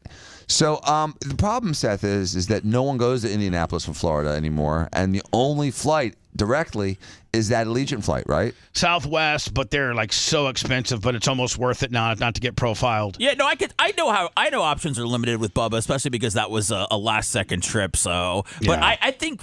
I mean, I don't think you expect to get, be embarrassed or anything like that. But I feel like when you go with those airlines, what is it? What are the cheaper ones that Frontier, the budget, Frontier? Yeah. What does Spirit, Brian fly? Breeze? I mean, Breeze, Spirit, Allegiant. I feel like there's a certain amount the Greyhounds of the sky. There's a certain amount of this you might get something that we got to deal with for getting a cheap flight. You're right. Not this to this extent, but I feel like it's not always going to be the greatest process and transaction when you find a great deal. But the Spirit flight's such BS because, it looks like it's a cheap flight until you add a seat, a piece of luggage, and a candy bar, and then it's just as expensive as Delta or American. Yeah. I mean, it's not even cheap. It's expensive. Who's this? Hello, you're on the air. 813-90-BUBBA. 813-90-BUBBA. Unavailable. Is this probably? Probably. Okay, so I'm going to be quick on the hang-up finger if it's somebody being a dick. This could be good, though. First call back from being off. And adversarial? Sure. Yeah, somebody just there just waiting for us. Go ahead.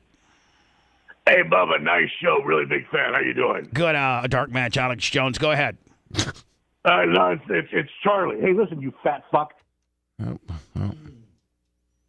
Wow. He was working on that for the last 5 days. I was taking a drink. I had to hit the button. I still have Charlie there. Charlie, without cussing, Charlie. I potted you down and I hit dump so that didn't go over the air.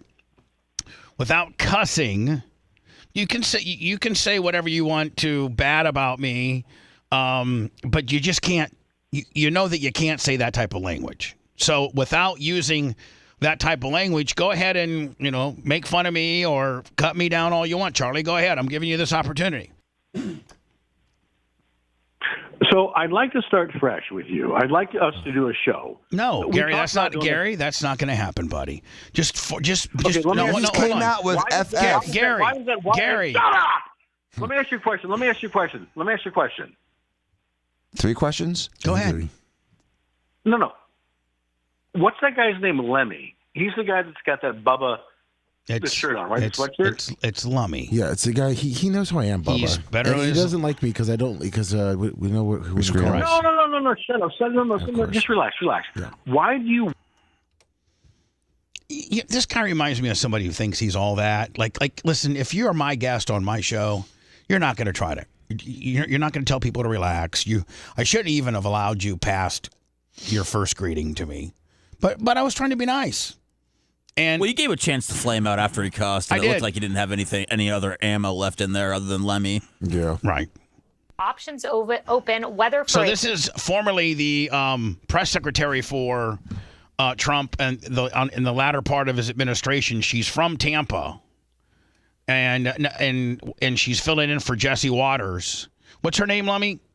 Kaylee McEnany. Yeah, Katie. From Tampa. Yeah, Katie Kaylee McEnany. How did she get into politics, and how did she get, She was a press secretary, and she's Trump. so smart and quick. a possible 2028 presidential run, or even to run as governor in the state of California in 2 years, as Harris has repeated in phone calls, I am staying in the fight. Your reaction to that? Well, my reaction is... Now, so by the way, our case in point is, and we just had him on, 2 weeks ago, Lummy? About a month ago. Yeah, John Morgan. Very good, very, very good personal friend of mine. And, I feel as if, Lummy, this is obviously Fox and everybody pays attention to Fox, but I feel like we kind of got this information a month ago. We did. From John Morgan. She thinks she's Obama. She goes to Hawaii because Obama goes to Hawaii. She started talking like Obama, imitating Obama. And here's the deal, man. If you're the Democrats and you get a guy that is a Democratic supportive whale like this guy, and you got him going on Fox and Friends talking about your candidate that just got her ass kicked and how the party needs to regroup, I don't think your party's very healthy. And you need to do an about change. And I think he says it very best here, and that is he's a Bill Clinton Democrat. And in today's world, if we were to take the R's and the D's out of it, Bill Clinton was a pretty good. I mean, yeah, he got oral in the White House, but I mean, Bill Clinton would be considered MAGA or conservative. Bill Clinton's ideas of no war, balanced budget, and immigration, and Bill Clinton's immigration policy is as strict as the one we're trying to implement. So what has changed? You got a 2-term Bill Clinton and his ideology and the things that he believes in. That's now what the conservatives are screaming. So what's that say for the party? Bill Clinton didn't move. The party moved. Right? So Bill Clinton, who is arguably the royalty that's left in the Democratic Party, right? I mean, he was a 2-termer. Right. He's the guy. He's the old school, senior statesman of the Democratic Party. And if his views are now MAGA and or right-wing views, then what's that? Bill Clinton didn't change. Elon Musk said this too. Yeah, I remember we saw that the little cartoon, graph you had, right? It was very illustrative because it shows that these people's positions haven't moved, but the party's moved so much further to the left that what was left is now considered, moderate. Democrats have somewhat turned into weirdos. They're worried about stuff that doesn't really affect a lot of us Americans. They're worried about transgender laws in schools. They're worried about, girls being allowed to play boys' sports. They're worried about this DEI initiative. They're worried about stuff that most America, that really doesn't affect most of us Americans. And if the conservatives could come off this abortion nonsense that they got, they'd be the perfect party. But they want to get tied up into that. She is not Barack Obama. She has no talent. She can never run for president again. I mean, can you? This isn't just some talk show or Joe Rogan's opinion. This is a guy that single-handedly may have given more money, campaign money, to the Democratic Party from this state than anybody. I don't know if he's on George Soros's type level, but he is a major, major, major mover shaker in the Democratic Party. And this is what he's got to say about her. She ran once and got 0 delegates. She got 8% of California. I begged them not to put her up. She was going to be tethered to Biden no matter what. That was a zero-sum game for her. But she thought that all these votes were for her. They were not. The votes that she got were people voting against Trump. And the votes that Trump got were the people voting for Trump. What the Harris campaign should have done, instead of avoiding Joe Rogan and podcast, it turns out that Barron Trump, who looks like a runway model, was telling his father, you need to go on podcasts. You need to go on Joe Rogan. He was 3 hours late to a rally because he was doing Joe Rogan because that was so important. So Barron Trump is a lot smarter than everybody in the Harris. They said they didn't go on Joe Rogan, the progressives around her. You heard what Carville said. The progressives didn't want to go on Joe Rogan. Look, if I'm running, I'm going on Joe Rogan. I'm living on Fox. That's how you change minds. They played hide the ball. They lost badly. She should go away and never, ever come back. She spent almost $2 billion. They're raising money this week to pay off the debt. If you can't run your campaign, you damn sure can't run the country. Man, I mean, that isn't just... Boy, he's mad they didn't listen to him. That's not just... And you know what, Seth? That's not just anybody. I mean, that's John Morgan. That's royalty within the Democratic Party. Hello. Hey, Bubba. Hey. Hey, first I want to say, Charlie, get a life. Quit calling the show. Nobody wants to hear your crap. And I was wondering if I could talk to Lummy off air for a second. Well, about what, buddy? I mean, just give me a general idea, and It's about my health and maybe talking to Dan off air. Okay, all right, buddy. Well, first of all, let's try to stay as much on the air. This could be some great radio, and Dan might be able to.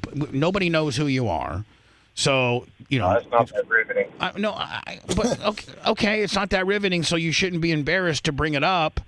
What type of health situation do you have that Dan could potentially help you with? Well, it's nothing life-threatening or anything. It's just your standard, seasonal stuff. But I just had a question on a certain medication he gave me when I had COVID. I was one of his patients, and he cured me 100% of the way. Well, that's good. But, I just got like the sinus thing going on. This dry air came in, and I was wondering if what the best antibiotic would be for me to get to help me get through this. Probably a Z-Pack. Dan said probably a Z-Pack. Probably a Z-Pack, but you should see somebody. Go to an urgent care. Go to an urgent care. Go to your local, your standard physician, or even an urgent care. Tell them your symptoms. They'll probably give you a Z-Pack. Right. All right, buddy. Okay. All right, buddy. All right. Dan, did you see where there's a surf park coming to Florida? Yeah. Now, is this going to be something like, okay, now hold on. I don't want you to look at this as a person that's been to Kelly Slater's. I want you to look at this as a guy that lives in Florida, that this isn't you, but the average consumer that lives in Florida that might not have access to the Kelly Slater $10,000 Willie, and he likes to catch some waves here and there. This is probably a good thing, right? No, it's a great thing. And there's 3 or 4 different styles of artificial waves, and this is one of the 3 major styles. And this is cool because it creates multiple waves at once. More than one person at one time can surf. And so the turnover is faster between waves. So I like these kinds of wave pools. I've never had a chance to surf one yet, but I'm excited about it. You'll probably go to one. Yeah. I'll definitely go. Now, where's this? Is this coming out there by... About 57, right off 56. Right, yeah, right there in that... It's a lot easier where they're building that, where they have that artificial... lake. Yeah, it's gonna be south of that, but yeah, 50 right off 56 past the right mall. by your house. Yeah, little Walker can get a surfboard and start hanging 10. Yeah, pretty much. All right, compressed air travels down the secondary line all the way to the what's that called? The Sun? The caisson. The caisson? Mm-hmm. It's like a big plunger. And just like when an iceberg breaks apart or a glacier breaks apart and a giant piece of ice falls into the water, it creates a wave, this does the same thing. So it creates essentially 4 different waves because the bottom of the pool has a certain shape to it, which when the water comes across it, it breaks. So they got this big plunger in the middle of the water gimmick. Dan, are they actually going to show it? Are they just going to give it this type of illustration? I wanted to see I didn't know, if they actually have if they have if they've ever had it. There's one in Australia. Let me get you the link.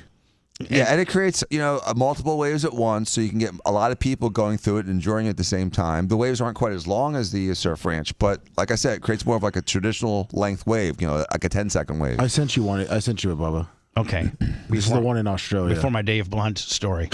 And I think that, Seth said that Dave Blunt is becoming popular, but I really think that Seth's maybe one of the biggest Dave Blunt fans there is. I think Seth has become a Dave Blunt fan. No, you know what? I don't argue with my algorithm, Bubba. If it pops up, I'm sending it. All right, so this is... all right, so basically it's just got this big plunger in the middle of the water. Right, Lummy? Yes.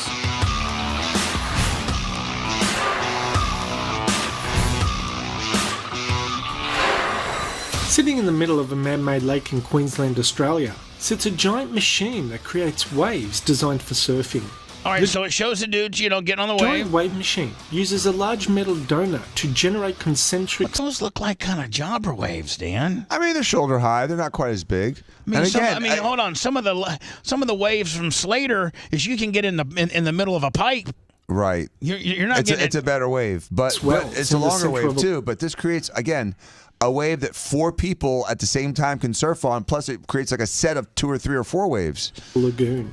The metal donut itself is filled with ballast to weigh it down. Now, Dan, can they adjust this to make it go higher so they can even go let's have, instead of just having it going rinky-dink halfway up, let's have it go, And is so heavy, it weighs 1,400 tons, or as much as wave. 3 Boeing 747s. Do you see it? It's breaking in different directions, too. It's pushed upwards.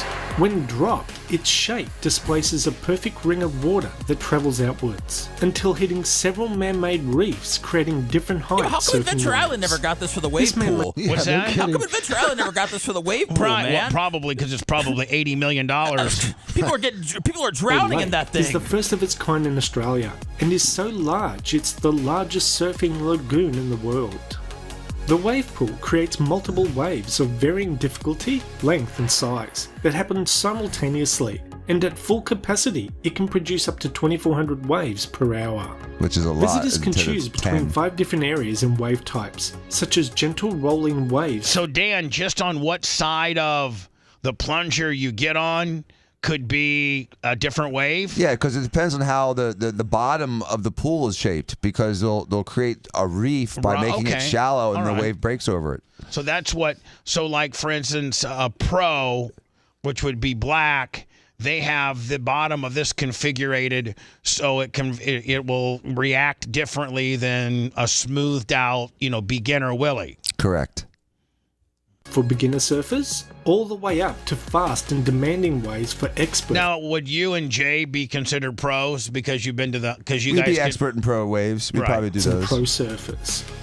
Plus, the lake is designed so all 5 waves can be surfed simultaneously in different sectors around See, the downfall in the Slater wave, even though it's a far superior, bigger wave, is that it literally you can only get a couple guys on a wave. Well, one guy, unless it's a 45-second wave, so one guy until he falls, and then another guy. And the other guy's picked up, ready to go. So it's like 1 or 2, sometimes up to 3. So the efficiency is just not nearly like this is. Correct. That's the problem. It's not efficient. In the future, surf lakes hope. So that's why it's so expensive at Slater's, because it's literally like a one-on-one personalization wave, whereas this would be probably pennies on the dollar due to the fact that you could literally have 24 other people hitting that one wave.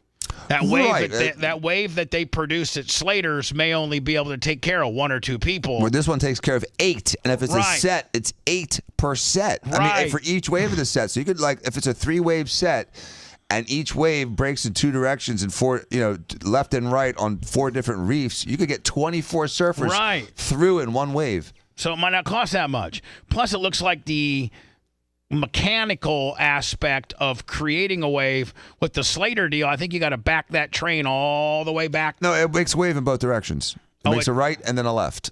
Oh, okay. But you got to wait for the pool to settle down. That's the problem. So they'll make a 3-wave set, then they got to wait a minute or 2 for the pool to settle down. Meanwhile, this one just keeps plunging. No, this will settle too. It'll make 3 quick waves, and then nothing for a minute or 2, so people can paddle, move around, and the water flattens out again. What were you gonna say, Seth? Could I show up to Kelly Slater's with a boogie board, or Yes. would they kick? Really? Mm-hmm. That would be awesome. That's what I like to do. I mean, I'm never going to be able to surf, but I would boogie. I would love the boogie, but not in the real water where there's sharks and stingrays. Yeah, and seaweed. You want a boogie? You want a That'll get you. Seth is so he doesn't even like seaweed. Well, seaweed. I mean, you seaweed hits you. I mean, you think it's a shark, a jellyfish. You think it's a jellyfish, You don't know and what you're it done is. for. Yeah. It's a perfect 8-foot barreling wave. When that happens, That's a pretty decent little wave there, right, Danny? Right? No, that's it a will great become the wave. biggest Those are man-made great wave waves. ever created. Those are fun Now, waves. You can surf unfortunately, all day Surf long on Lakes them.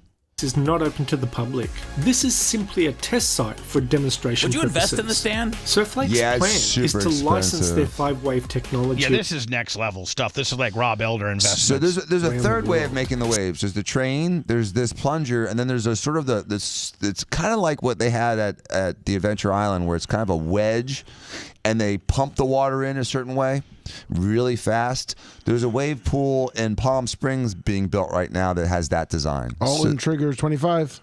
It looks like this one cost $25 million. Just the machine. Yeah, $25 million.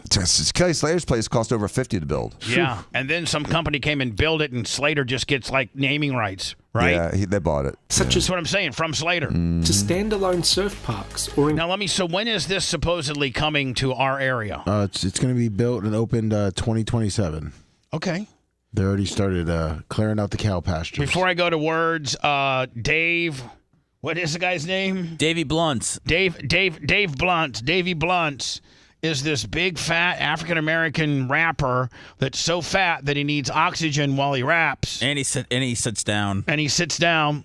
He sits down to rap? Yeah. Yeah. He carries his oxygen? Here's some footage of him in concert.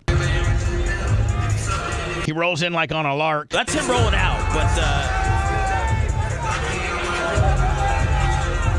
the footage on stage is a little. He can make a wave pool. Now Rhett you've never said, seen anything like this before. Rhett said that it's his generation that's really, really, really liking Dave Blunts. And doesn't he talk smack about like Well, Snoop. Snoop. Yeah, Snoop told him to stop, eating the chicken wings and stuff, and he told Snoop to get off his D. Well, dude, this guy hasn't even seen his D in 20 years. I mean, how do you get off it? His stomach's on it. Here's Dave Blunt's right here. Hey, Chicago, do y'all have a problem with me sitting down on this stage? Exactly. Get the fuck off my dick. Oh, wow. Wow, he's angry. That couch is screaming, too. Can you imagine him riding a horse? No, Danny, these kind of people can't ride horses. I was like this. I couldn't even wipe my ass. Were you like this? No. Oh, okay. The only thing that I didn't buy her is a new wedding ring. The promise always stay true and never the fuck. People say we're looking at like the next Amy Winehouse and Chris Cornell, somebody that is a great artist that's going to fall due to an addiction. This guy's addicted to Big Mac chickens. Oh yeah. I know she probably think I'm crazy because I'm always saying that. But my ex, she did me dirty once I got my heart attached. And I'm steady on this. He's not even singing all of it. No, it just. Well, he can't. I mean, yeah. Because they help me to relax. Xanax don't help me, it just put me in a trance. Maybe instead of trying to lose weight, I need to get fatter again because seems like Lizzo. Like if I was this fat, maybe I'd get some more recognition. But Lizzo's just lost a lot of weight. I know, but I'm just saying, like I don't have back to 48? just being kind of fat. Well, I'm not kind of fat. I'm fat, but just being fat, but not overly fat where I can't even move around. This is dangerous. This is this is sad. This guy's a star, though. Like this guy has exploded. No pun intended. He said he's over 500 pounds.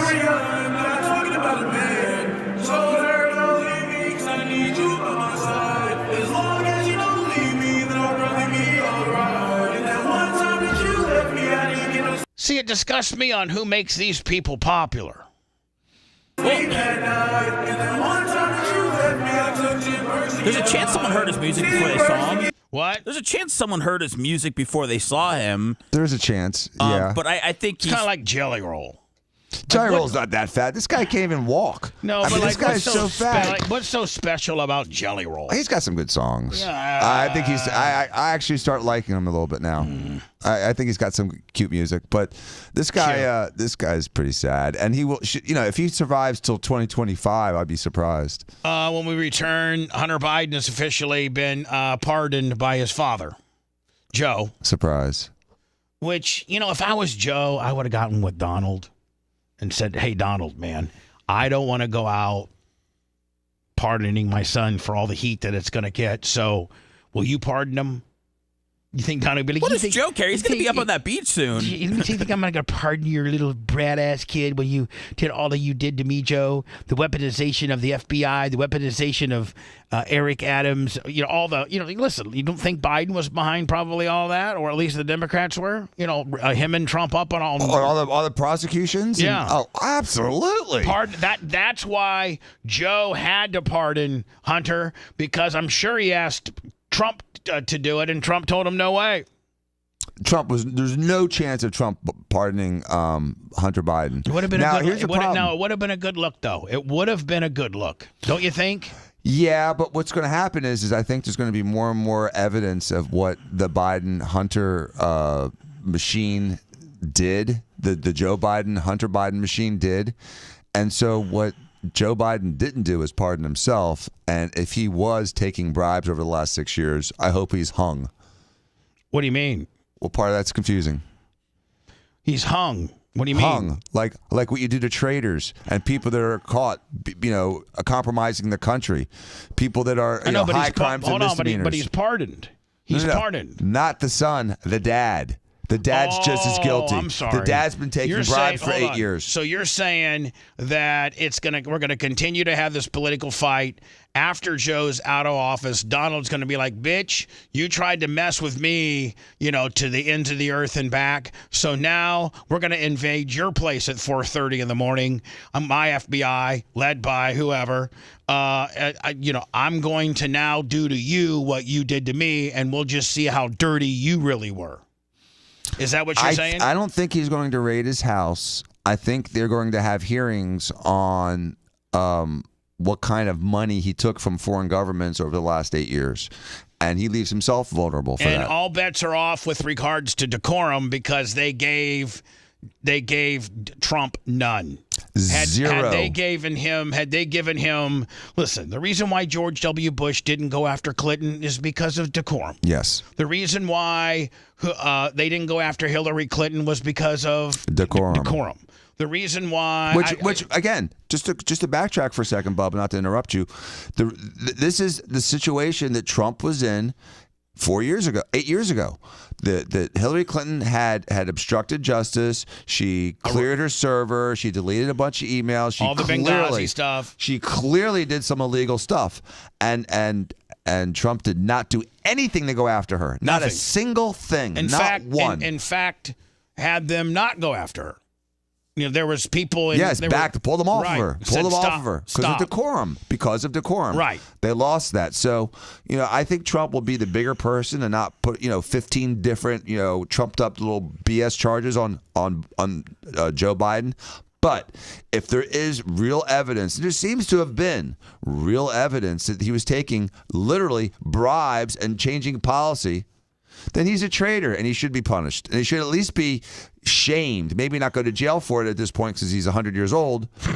But we should know that he's been clearly taking money for policy changes. There should be a congressional inquiry. Absolutely. At least that. Yes. That's the way to professionally do it. Let the Congress do your dirty work. Right. And you stand back and be like, hey, it's a congressional inquiry. I don't have anything to do with it. Right. But really you do. You're listening to the Bubba the Love Sponge Show. If you want 24/7 on-demand Bubba and the crew, go to BubbaArmyHQ.com. The Bubba the Love Sponge Show will be back after this.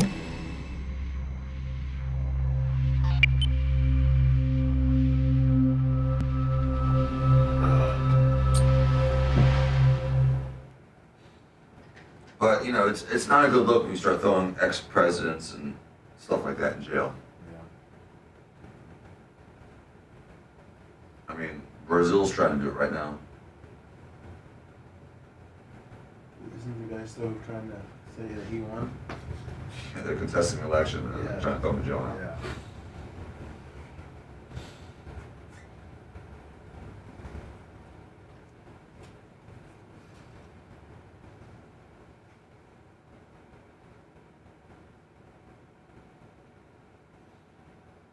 What's wrong, Troy?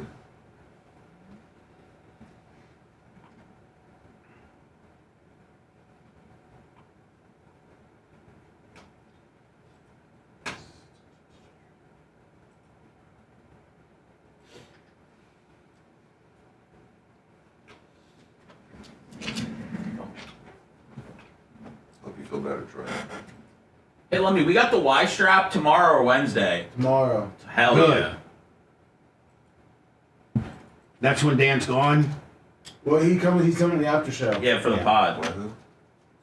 The white strap.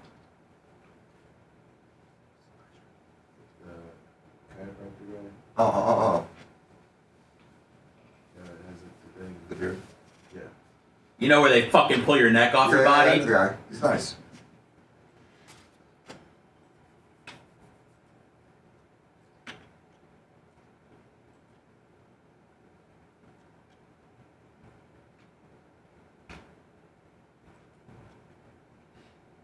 Maybe Tamiflu would help.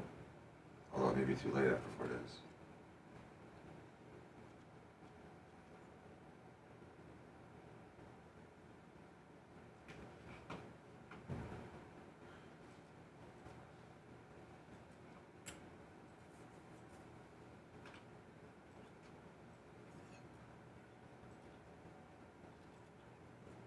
Elton John's going blind. Do you think that he's seen enough dicks, or are there always more to see? More to see. Always more to see.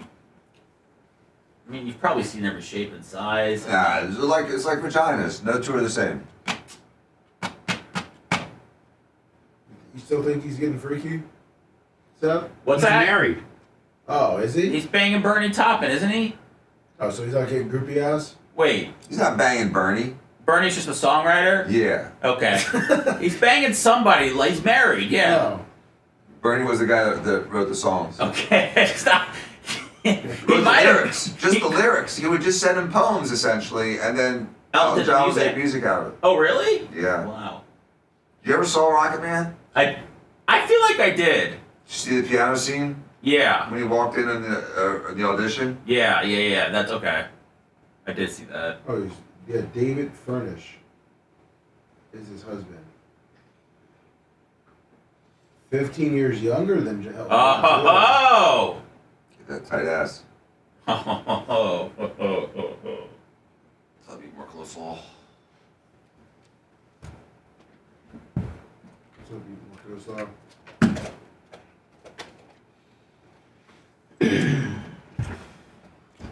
Davy Blunts performing at Bark this year. Or Bubba in a fat suit.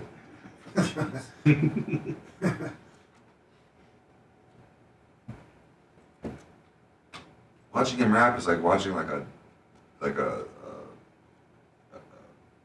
one of those like really small wrestling matches. It's like what they call it, the dark. Yeah, dark matches. Dark matches. Club events, or there's another word for it. Dark matches? This is just dark match. Yeah. Okay. What do they call them? They have really small events like at a high school. Just dark match. Okay.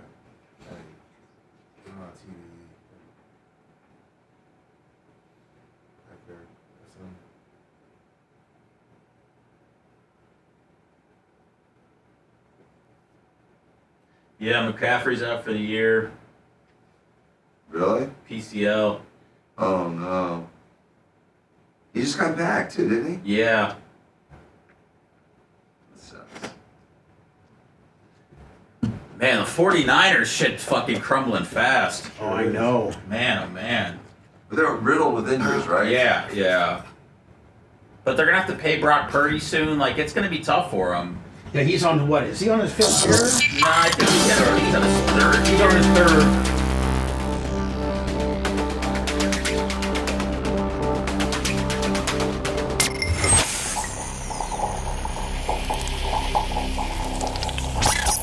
Broadcasting live from the Aquabito studios. Aquabito.com/Bubba. It's the Bubba the Love Sponge Show. PayPal, Venmo, Cash App. All at the Bubba Army. Also, let me a super chat won't hurt here and there.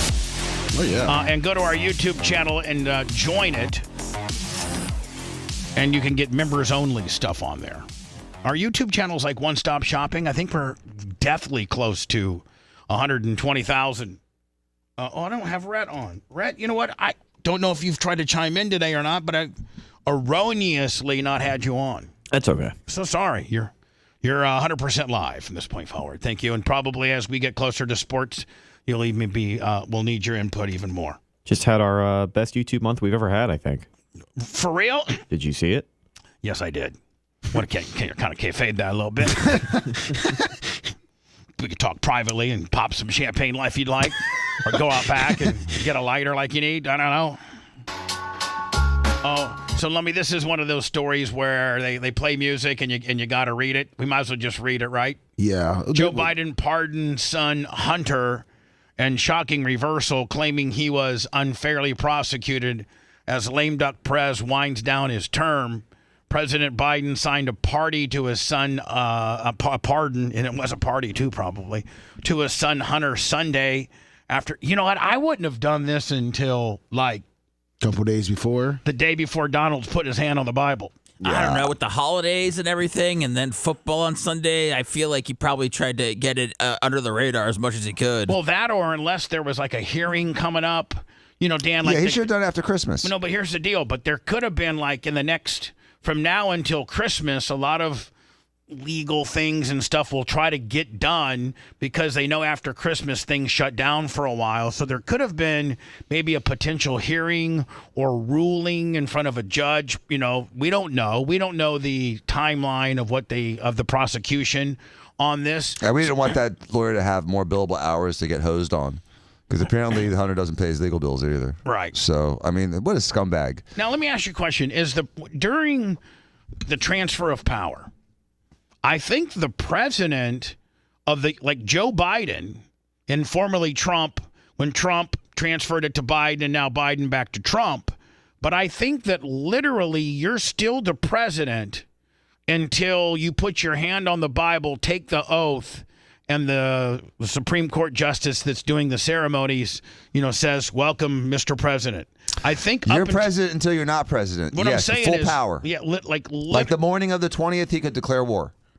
But what I'm saying is, like, while they're standing there on that podium, and and the ceremonial stuff is happening, if something would go down and it prior to Donald Trump taking the oath, did somebody just fall over?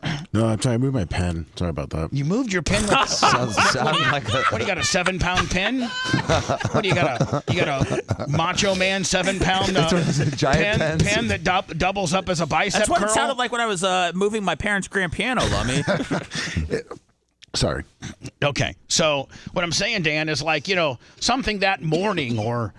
Yes, it would still be Biden. Something that goes down while on stage. Yes, he's president until the swearing. And I'm thinking if something would go down while on stage, they probably have some type of an escape/secret bunker in that area where they could do the swearing in. Of course. Yes. Like if let's say that there was sniper fire, Mm-hmm.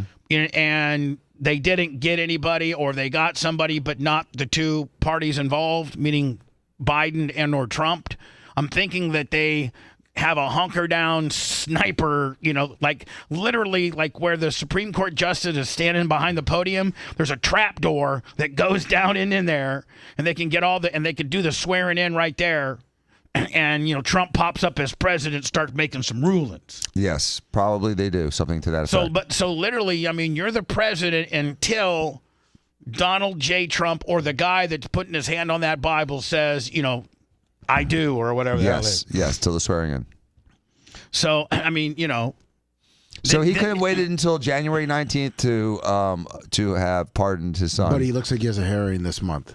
Toward the end of this month. So that's what I'm trying to say. Mm-hmm. No, not even the legal bills, just the aspect of what the hearing could uncover or make, just like what the hearing in itself is about. What else could we uncover? Right. He's been doing drugs. He's been, maybe the hearing makes Hunter, it makes him look bad.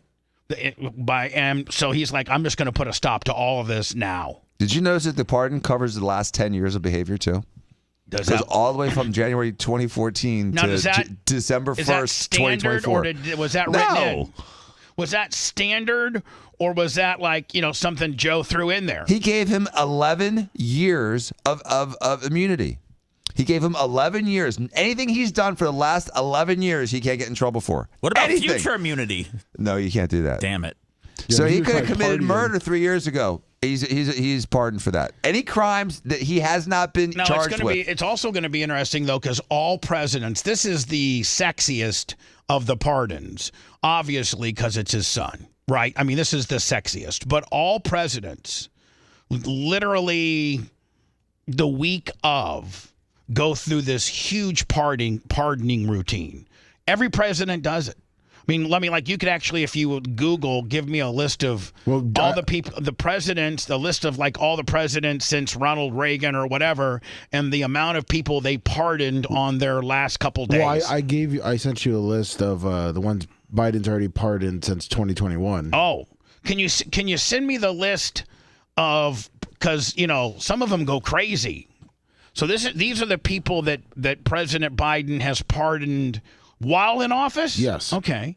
Betty Jo Bogans, South District of Texas, sentenced to 87 months in prison, 3 years supervised release, possession with intent to distribute crack cocaine. Okay. Crack cocaine. Whatever. A little cocaine here. Abraham Bolden Sr., 6 years imprisonment, Secret Service agent soliciting money to commit fraud, obstruction of justice. Hold on now. I don't know if you're a Secret Service agent, you're soliciting money to commit fraud. Why do you let that guy out? Dexter Eugene Jackson, 4 months imprisonment, 1 year supervision, released, $5,000 fine. use of a communication facility to facilitate the distribution of marijuana, aiding and abetting. Yeah, that guy, let him go. He's cool. Gary Parks David. Illegal use of communication facility to facilitate unlawful cocaine. What are they? When they say illegal use of a communication facility, are they saying like a cell phone, or like what's a communication facility? Do you break into Verizon? Do you like maybe you're using government lines to do your drug deals? Edward Lincoln Delcato III, conspiracy to distribute marijuana. Yeah, he doesn't need to be. 30 months for that, poor guy. Vicente Ray Flores, wrongfully using 3-4 methamphetamine underage drinking. Okay, whatever. He was reduction in rank to grade E3. Oh, he was in the military and he was slinging some drugs. Okay, those poor guys in the military need stuff. Yeah. Beverly Ann somebody. 2nd-degree murder while armed. Oh, hold on. 1 to 5 years incarceration with credit for time served back in 1976. Well, it sounds like she might have been out. Wait a second. So she got 5 years for murder? Yeah. Murder was the case that they gave me. Dear God, Boo Boo's about to have my baby. Well, how did he pardon her in 2022 if she... So it's off her record. See, it says clemency warrant. So does that mean, Dan, this was just to clear your record deal? Mm-hmm. But usually clemency means we're shortening a sentence that you're already in. So like you have a 10-year sentence, they give clemency, they knock it down to a 3-year sentence and get you out in a couple weeks. Hold on. That's what clemency usually means. Poor Charlie Jackson. Charlie Jackson, South Carolina, 5 years probation in 1964. That's it. For possessing, selling, and transferring 12 gallons of distilled spirits without tax stamps. Moonshine. Guy's a moonshiner. Geez. They're making shows about that now. Poor guy. You know what? I agree to that one. Joe Dix Knock III. Renting and making for use as an owner a place for purpose of manufacturing marijuana. Guy had a grow house. Yep. Big deal. I mean, I don't know if I can go through all. I can't go through all. Yeah, there's a lot of them. Yeah. Better if you could just give me a list of all. Did you give me the list? I gave you the Trump one. I mean, you want to see the numbers? Yeah. Okay. No, see, I don't want all this. Yeah. I want just like you can literally list how many people that they like be like Bill Clinton. But do you care if they pardon someone that had a crime from 40 years ago No, that still I don't care about have any of shame that. from it? All right, I mean, that makes sense to help those people. Right. I mean, there's a lot of people that need presidential pardons. A lot of presidential pardons make sense. Some of these people that are hemmed up on a little bit of moonshine kicker in 1964. Why does that need to still be on the guys? And this one does not account for Biden yet. His pardons. Oh, okay. Let me see. Where's this going? This only goes to. Just as top to bottom. Oh my God! It's all of them. Woodrow Wilson, 30 seconds. Well, he was in office 16 years. So, I mean FDR. Yeah.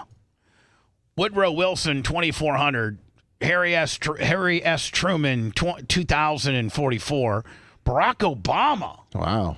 Almost 2,000. But wait a second, Bubba. I got to qualify that one. Barack Obama's is almost at 2,000 because the Eric Holder memo was put out, and that created an opportunity for clemency for all those black guys that got thrown in jail for too long and overcharged, overprosecuted, and oversentenced for minor drug things. Mostly such marijuana. As, no, mostly crack. Oh, okay. And so this was trying to reverse some of the sins of Joe Biden's crack laws that put all those black people in jail. And so if you had a crack charge and there was no gun involved, and it was way outside what it would have been if it had been a white guy with cocaine, then it gave you an opportunity to clemency. I actually got 2 guys out of jail during this period under the Holder memos, and you would have to write like a 15-page petition, and they were really being very, very uncruel. Look at these kids. This one guy, for $325 worth of crack, was going to spend the rest of his freaking life in jail for $325 worth of drugs. That's not appropriate. And so I got him out in 10 years instead of a lifetime. Another guy that was supposed to spend another 11 years in jail, I got out in a week. And so sometimes, we were unfair in the way we made laws, and the crack laws were very unfair. Yeah, oh yeah, I mean, and Joe Biden was one of the number one advocates of these really strict crack rules. Yes, I mean, he was the guy that Put pushed him in jail. that pushed the legislation that allowed them to charge a lot of these guys. Mm-hmm. So Barack Obama having such a high number, first he was First, the thing you have to remember, like Harry S. Truman was only a one-termer. And so that's, again, Barack Obama was a two-termer, so that's, that's $800 a term. We keep on going down, to various other. Really, the next person in our lifetime would have been Jimmy Carter at 566. Not a lot. And Bill Clinton being a two-termer, only 459. That's not much. Ronald Reagan, two-termer, 409. And then here we go. We got George W. Bush at 200, and he was a two-termer, was he not? Yeah. He was strict. He wouldn't let anybody out. And that's pretty. Joe Biden, 0. And Trump had 230-something? 238. Is Trump up here? Yeah. He's to Donald J. Trump, 238. Not abusive. No, yeah, I don't think so. I don't think so at all. Wonder how cool it is when the president gives you a pardon. Like, literally, if you're in prison and they come in, like, pull your ass out, man. That crime did not happen. That conviction did not happen. A pardon is a true reversal of a sentence. So, like, do they come? They're probably pretty cool to you when they come and get you, too, don't they? They sure are. I mean, it's different between, that's like, that's a whole nother level of them coming and get you. When you've done your time and your last day, they come and get you and they give you a bag of your stuff, Like, do you think he's going to pardon Diddy? Because to save all of his friends? Hold on. No chance. No way. I bet he does. No. Because if Diddy goes down, a lot of important people go down. That would be such a terrible look. But who cares? His look sucks anyway. He's got no legacy. He's got no. You think Joe Biden really cares about his legacy at this point? But that would be He's a bumbling fool. That would be the biggest F job ever. Mm-hmm. Because Seth, I mean, I don't think the American people would let him get away with that. Well, what are they going to do to him? I mean, he's the president. He's done. It's done. It's over. Next story. What are you going to do? I mean, you can't do nothing. And he's already an ass bucket. Everybody hates him. And the black people will like him again, probably. I don't know if you talked to Precision John that much when he was here last week. I know you got to say a few words to him, but I guess he's got a buddy who knows someone who was part of the raid at Diddy's house. Is there any way we can get some insight? We can try. Maybe we can get a hold of him, and he can try and get a hold of his buddy. Right, because I mean, if his buddy said that, like, firsthand, that guy should never get out of jail ever. Just based on what he saw and probably apprehended. Yeah. Sunday, the younger Biden was convicted. I'm sorry, Sunday after the younger Biden was convicted of federal gun charges and federal tax evasion charges earlier this year, the outgoing Democrat announced. Biden, 82, claimed that he was taking the controversial action after he watched his son being selectively and unfairly prosecuted.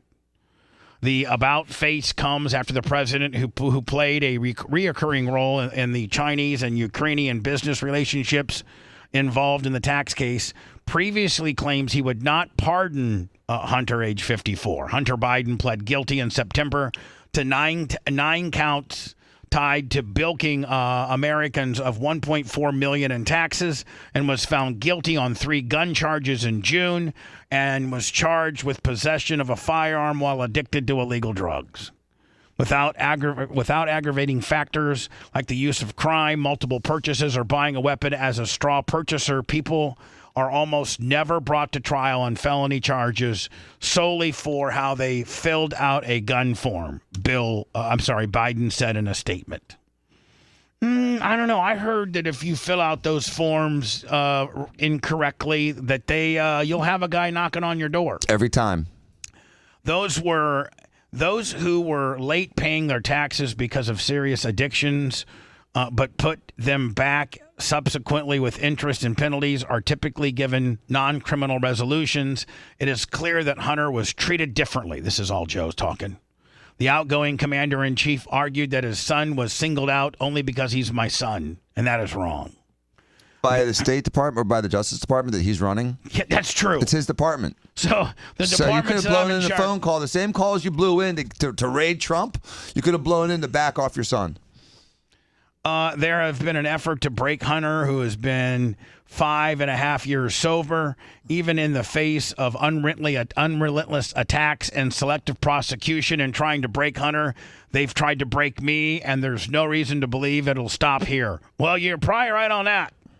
Probably the effery has just begun. Just because, and here's the deal, man, because you guys effed with the new dude that's coming in so badly, raiding his house at 4:30 in the morning for documents that he wasn't supposed to have. When you actually had full right to have. When Biden had the same documents when he left as a vice president. The pardons language, which was posted online along with the 46th president's statement, covers all offenses committed by Hunter against the U.S. between January 1st, 2014 and December 1st, 2024. 11 years of immunity. Anything he's done in those 11 years federally, he can't get in trouble for. Including murder, if he'd done that? Murder, everything. Wow. Complete blanket, unless it was a state charge. A state charge doesn't go. So someone said on the chat on Rumble, can or will Trump pardon Daniel Penny if he gets convicted in New York? He can't. He can't pardon state charges. Only the governor can. Hunter accepted a probation-only plea deal last June, only after an IRS whistleblower, Gary Shapley and Joseph Ziegler, alleged a far-reaching Justice Department cover-up, including tipping off Hunter's lawyers to a planned search and barring inquiries into Joe Biden's role. The first son walked away from the sweetheart deal last July in dramatic courtroom appearance at which his attorneys demanded immunity for possible violations under the Foreign Agents Registration Act, which could further implicate his father. Blah, blah, blah. Oh, here's Lummy. Here is Nice. the New York Post. Late city, so that they must have printed this up late last night. Yeah. No, this was, I guess. it's from 2023. Okay, this was in 2023. Hunter gets away with this. Only a slap on the wrist for gun and tax cases, and it actually has Hunter. Is that, you think that's Hunter? And it's taken from the tape, or do you think that's an actor in a reenactment? That looks like his ass. It looks like a naked Hunter holding a gun. Mm-hmm. With the bracelet on his right wrist. That same bracelet I've seen. It says in the small fine print, Hunter Biden flaunts the gun he was supposed to own in selfies, but the feds are going to let him plead out without jail time and a felony record. Whew. I got a feeling that the effery games have just begun. Right? Yeah. You think Joe Biden gets hemmed up? How fast do you think Joe Biden gets a midnight raid after he leaves? By Valentine's Day? No, he's never gonna get a midnight raid because Trump's more clever than that. That part of the shaming isn't the fun part. The fun part is actually getting something to stick to him, and so they'll have hearings. Here we go. Another political case. Well, another case that touches on politics is Hunter Biden. And so now Hunter Biden has pled guilty to filing false tax returns. 2 counts, we can put up on the screen here, of felony tax evasion, 1 count of felony failure to pay, 4 counts of a misdemeanor failure to file, 2 counts of a misdemeanor. Now, Joe Biden, asked recently, by the way, Karine Jean-Pierre doubled down, tripled down, that there will be no pardon for Hunter Biden. Do you believe that? Well, you know, is almost 2 years ago, I wrote a column saying that I thought there was a real chance that Joe Biden could withdraw from running for re-election and pardon his son on the way out and accept that this was the misuse of that pardon authority. That is still a real chance. By setting the calendar as it has been, this puts the decision right in the sweet spot for the Hunter Biden team, where they would want this decision to be made after after the election, with weeks before the inauguration. That's when we've seen the greatest abuse of the pardon power occur. That's when Bill Clinton waited to the very last day to pardon his brother, which was just a manifestly improper act in the use of his authority. But it was a legal act. This is not, there's not a restriction on the pardon authority in this sense. So I think that the Hunter Biden team is probably hoping that this is still a real possibility. Also, if the judge hands down a particularly harsh sentence, it's going to increase the pressure on Joe Biden to reverse his promise. Remember, this is the one who said that the Lord Almighty would have to tell him to leave the race, and then he left the race. Right. So how much stock listen, he's close to the Lord. Well, the Lord speaks to Joe. That's right. He does. And that him saying he won't pardon Hunter Biden. By the way, on the sentencing, to your point, just as an interesting note, sentencing date is currently set at December 16th for Hunter Biden. Oh, so Dan, that's why. As in sentencing. Sentencing meaning it's probably a worse look to turn it around and pardon once the sentence has been given down, whereas it's a better look. And, listen, the American news cycle and the American attention, we all have ADHD. Everybody will forget about this by Christmas. Oh, yeah. But if the sentencing was, 2 weeks from now, then Joe comes in and reverses it. That's a little bit different of a look. Just get it, chop it at the knees now. People will forget. You're already window. You're already an ass bucket. Everybody hates you. Everybody hates you so bad that they had to bring in your inexperienced vice to get your ass kicked. Would he have gotten his ass kicked worse than she did? I don't know, Bubba. I think he would have done better because people realized that she literally had no substance. She couldn't answer a question. I really do think that he would have done better. Had they found the right Jesus juice concoction, he would have been a little bit more spry. And a little bit, I think. Well, when your mantra is, we need to fix democracy, and then you substitute someone that got no votes for that position, it makes you look like a hypocrite. I don't think you could do any worse. They wouldn't have lost John Morgan. Yeah. Leaving that 1 month window, 3-week window for a pardon right there from Joe Biden. Can you? I didn't even think of the possibility of a P. Diddy pardon, and don't you think that P. Diddy's attorneys are just absolutely wearing him out for that? Because it's promising him millions. Because it's probably the only thing that can save P. Diddy. It's going to be the Diddy Biden library. I've heard too that just like John from Precision Laser, Lummy had a guy that was there. I don't have a guy that was there, but I do have a guy that works for the feds. And it's gotten back to him because all the feds talk that it's bad. Wow. It is bad. And the reason why they're slow playing this is because it's so bad that they are crossing their T's and dotting their I's because there are a lot of influential people. And it is going to be a news cycle in itself. And so, can you imagine when they come out with all the? I think right now we're all just scratching our head as who's on the list. Who's on the list? Who's on the list that's done something? Listen, going to one of the parties probably isn't that big of a deal, but participating in the sex trafficking and the possible drugging and the minors are the things I have a problem with. Right. I don't care. They could have an orgy all day long for a week straight. I don't care. But if you're drugging people or you're having sex with minors, then you should be in jail for a long, long time. Did you see where Joe will come up next when we come back that Zelensky has tried to get on Rogan? Did you see that? He's tried to get on? Yeah, Zelensky has tried to get on Rogan. Rogan has. I'll play Rogan's answer next. If you love that segment, then check out BubbaArmyHQ.com and do a deep dive on past shows. The Bubba the Love Sponge Show will be right back.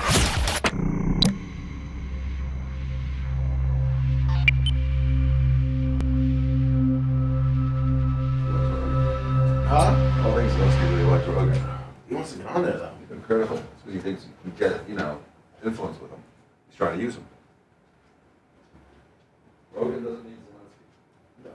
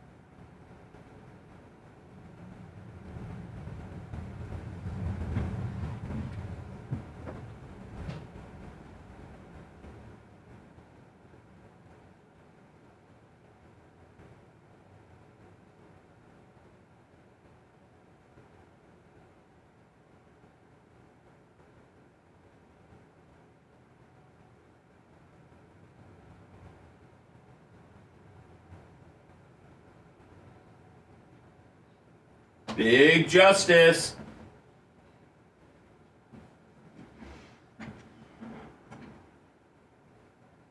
A Legionnaire asked me to DM him. Seth. I saw that. I don't know if that's the real Legionnaire.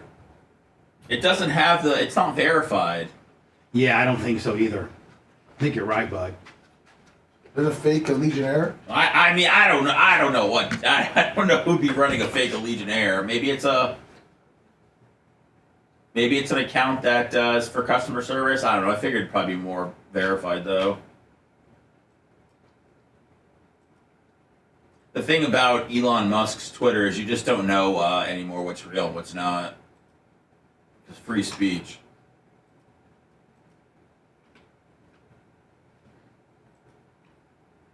I'm on fucking Blue Sky.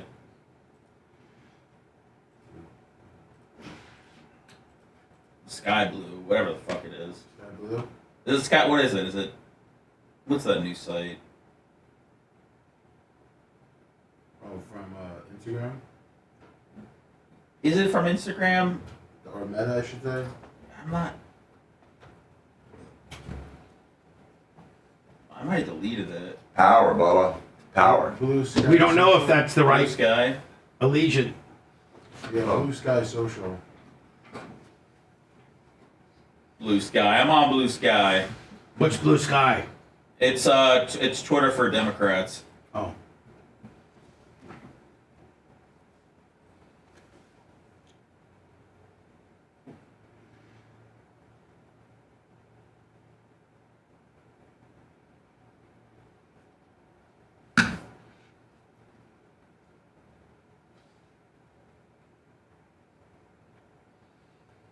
I don't think it's gonna work.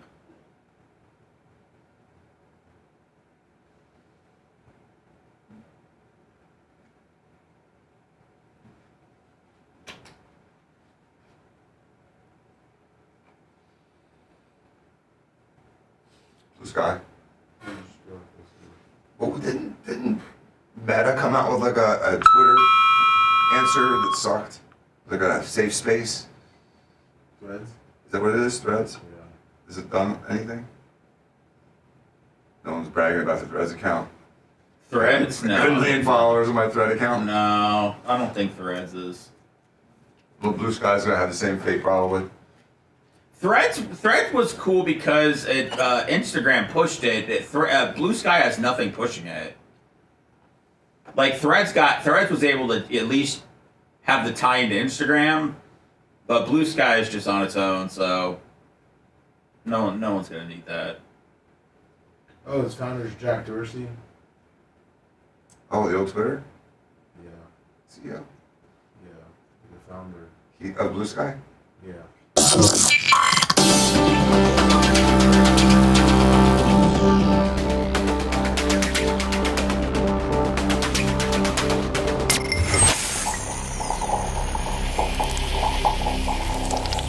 Broadcasting live from the Aquabedo studios. Aquabedo.com/Bubba. It's the Bubba the Love Sponge Show.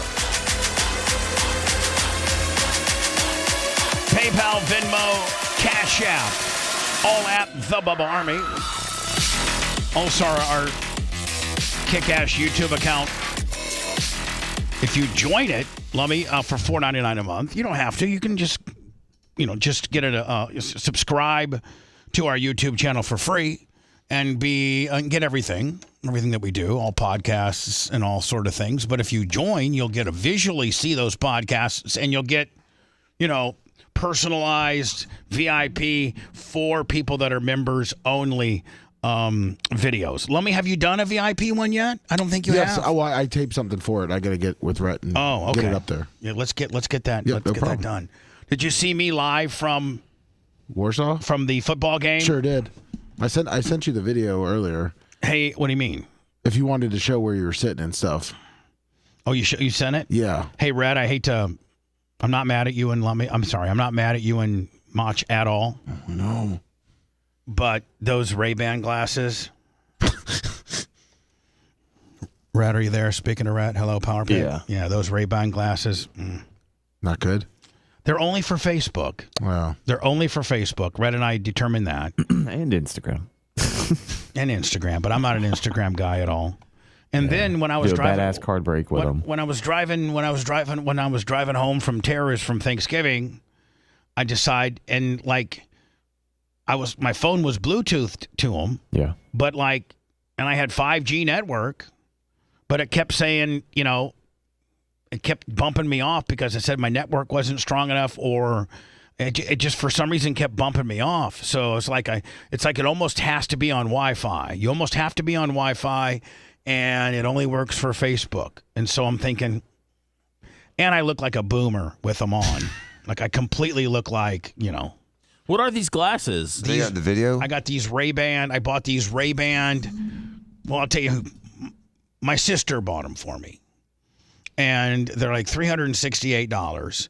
And they're these Ray-Ban glasses that can go live. Right, I've seen that. But they look good, though, don't they? Do you have them?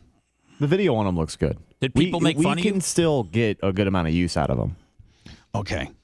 Were people making fun of you, Bubba? Well, Were you just self-conscious? no, I'm not self-conscious, but Let's read the comments. So you can view them. You can use them to tape for 3 minutes. That's it? Yes. 3 minutes? 3 minutes at a time. 3 minutes at a time. So Okay. if I was taping you, Dan, like when you were stitching up Lummy's face, if I had them on, I could tape for 3 minutes and then it stops, and then I could just immediately hit the button and start taping again for another 3 minutes. But then you'd have to keep doing 3 minute increments. That's for stuff that you'd like to post wherever you want to post it. But when you want to go live, that's what I wanted them for. I wanted them to go live on YouTube because that's where I go live the most. We don't really go live on Facebook that much. And so we determined after we got them, we had determined that they weren't for YouTube. You can't go on YouTube with them. So I can only go live on Facebook with them. So I'm like, okay, I'll just go live on Facebook more. No problem. Well, first of all, they're impossible to drive at night because you got sunglasses on. And then the second thing, Red, it just seemed like it was always disconnecting. And it would say in my ear, glasses disconnected. Double hit. So I'd have to double hit it to try to get it to reconnect. So, I mean, I'll keep them if you think we can use them for something, but I can't go live on YouTube with them, which is what I wanted. So I don't know. Do you think someday, Red, in the near future, if I returned these, do you think someday in the near future they'll have some that can interface with YouTube? Isn't YouTube? Yeah, Google? Honestly, why doesn't Google come up with some glasses? I think they did at one point. And they kind of flopped. They all have. Yeah, and they all flop. Honestly, I would just return it for the money. And then with that really, money, we could get you a better setup. I think really the most practical thing for us to do is just get you a better setup for your phone. As far as, YouTube streaming, we'll get you a better chest mount, maybe some sort of chest mount with a stabilizer in it. We need something that, you don't have to film with your hands. Because when you go live on YouTube, there isn't a built-in stabilizer on the camera. Yeah, something like that. So whatever we you just need. say. We'll find something, but it won't be nearly as expensive. Okay, so I'm going to return them. Yeah, it's a neat Swing and a idea. It's a great idea. But do the glasses though, like if you wear them during the day, do they look weird, or they just look like normal Ray-Bans? They kind of look grandpa-ish. Do they look really like a little handicap? You know what? I'm going to bring them tomorrow. I'd love to see them. I'll bring them tomorrow and let everybody look at them, because I have up until next week to return them. It's going to be show and tell up in this bitch. Yeah. I'm surprised it doesn't work on more formats. That's just short-sighted of the people making it. Well, it's the branding of it. It's the meta deal. Meta wants to say, I'm going to keep you in our meta world. And, everybody wants to keep you in their world and not have you stray. So if you're meta and you make these, they're like, listen, we do not want these to be compatible with YouTube because that's our competition. If you return them, do you keep the money even though Tara bought them for you? Well, we don't have to get into the logistics of that. Yeah, I figured. You should. I was figuring if I kept the money, then I'll be able to use the money to what I replaced these with for. Yeah, that was an investment into the show. Tara should have known better. Tara, listen, here's the thing about Tara. It's like the communion bowl at church. She never ever asks, she doesn't. Tara's so rich that she wouldn't even be like, hey, I listened to the show and you return those things. I like to get my 368 back. I know, like Sponge. my sister's like, she wants to give me her Tesla. Take it, dude. Take it. She wants to give me. Her Tesla was 84,600 new. Take it all day long. And she's like, I'm thinking about getting a new one. This one's 3 years old. For how she got it paid off. She's like, you want if you want it. So you want it. And then my mom was like, threw a rule. She's like, well, why don't you put Bubba like on some payments where he's got to like pay? Oh, come on, Mom. I'm like, Mom, shut up. Just because you're loaded too, bitch. I sent you. Would you want like a neck one, a holder? I sent you a different neck option. holder. There's no room. I'm not trying to be disrespectful, but come on, dude. No, I look like the biggest douchebag ever wearing that. You don't need the one strapped to your head, but the one on your chest. I know it looks a little goofy, but if we can find something a little beefier than that, it would probably help. Something a little beefier than that, because this would be hands-free is the goal. This would be a choker on me. It may go down to the girl's cleavage, but to me, that's a choker. This is how everybody's going to be walking around in about 5 years. Probably. Yeah. They make about 400 different brands of video cameras that are hooked up to glasses. I think you can find another brand. I'm looking at it now, and there's all kinds of different brands that make them. Send them to Lummy to send to me. High karate's here. Yeah. Oh, he didn't say he. Yeah, I know smell with high karate today. Just give it a sec. Just give it a sec. It just takes a sec to migrate over there. There it is. I got a little coffee on top. I haven't quite gotten it yet. It's nice. I still haven't got the It's high light karate. It's light today, Bubba. It's real light. Oh, I got it. Is it bothersome though, Seth? No. God, Yeah, no. a little. I mean, how many squirts do you put on now? 3? Listen, I do one on my wrist and then one on the back of my neck. What? What do you mean? Your wrist? Yes. Yes, I learned that from my mother. It's because it's a girl's thing. Okay, that's why I have women comment all the time on how good I smell, including this week a couple times. Thank Can you. we not have bloody combat here? I just didn't understand. Well, why the reason you I put it on asked his Seth is wrist. because I know Hold Seth on. will be honest with me, and I honestly, for the last 30 years, But when I get you in two argue, it elevators makes and I me have feel people. comfortable. I have people tell me all the time, "You smell really fresh." Yeah, but that's late in the day. We're the first ones on. You got to understand. We're the first level of your high karate. So, like, when you get in an elevator later today after you've been to the courthouse and it's now 2:30, that's had a chance to wear off where it's right where it needs to be. It's really nice. When I was in the Bank of America building for 17 years, it used to happen in the morning first thing. So there goes your theory.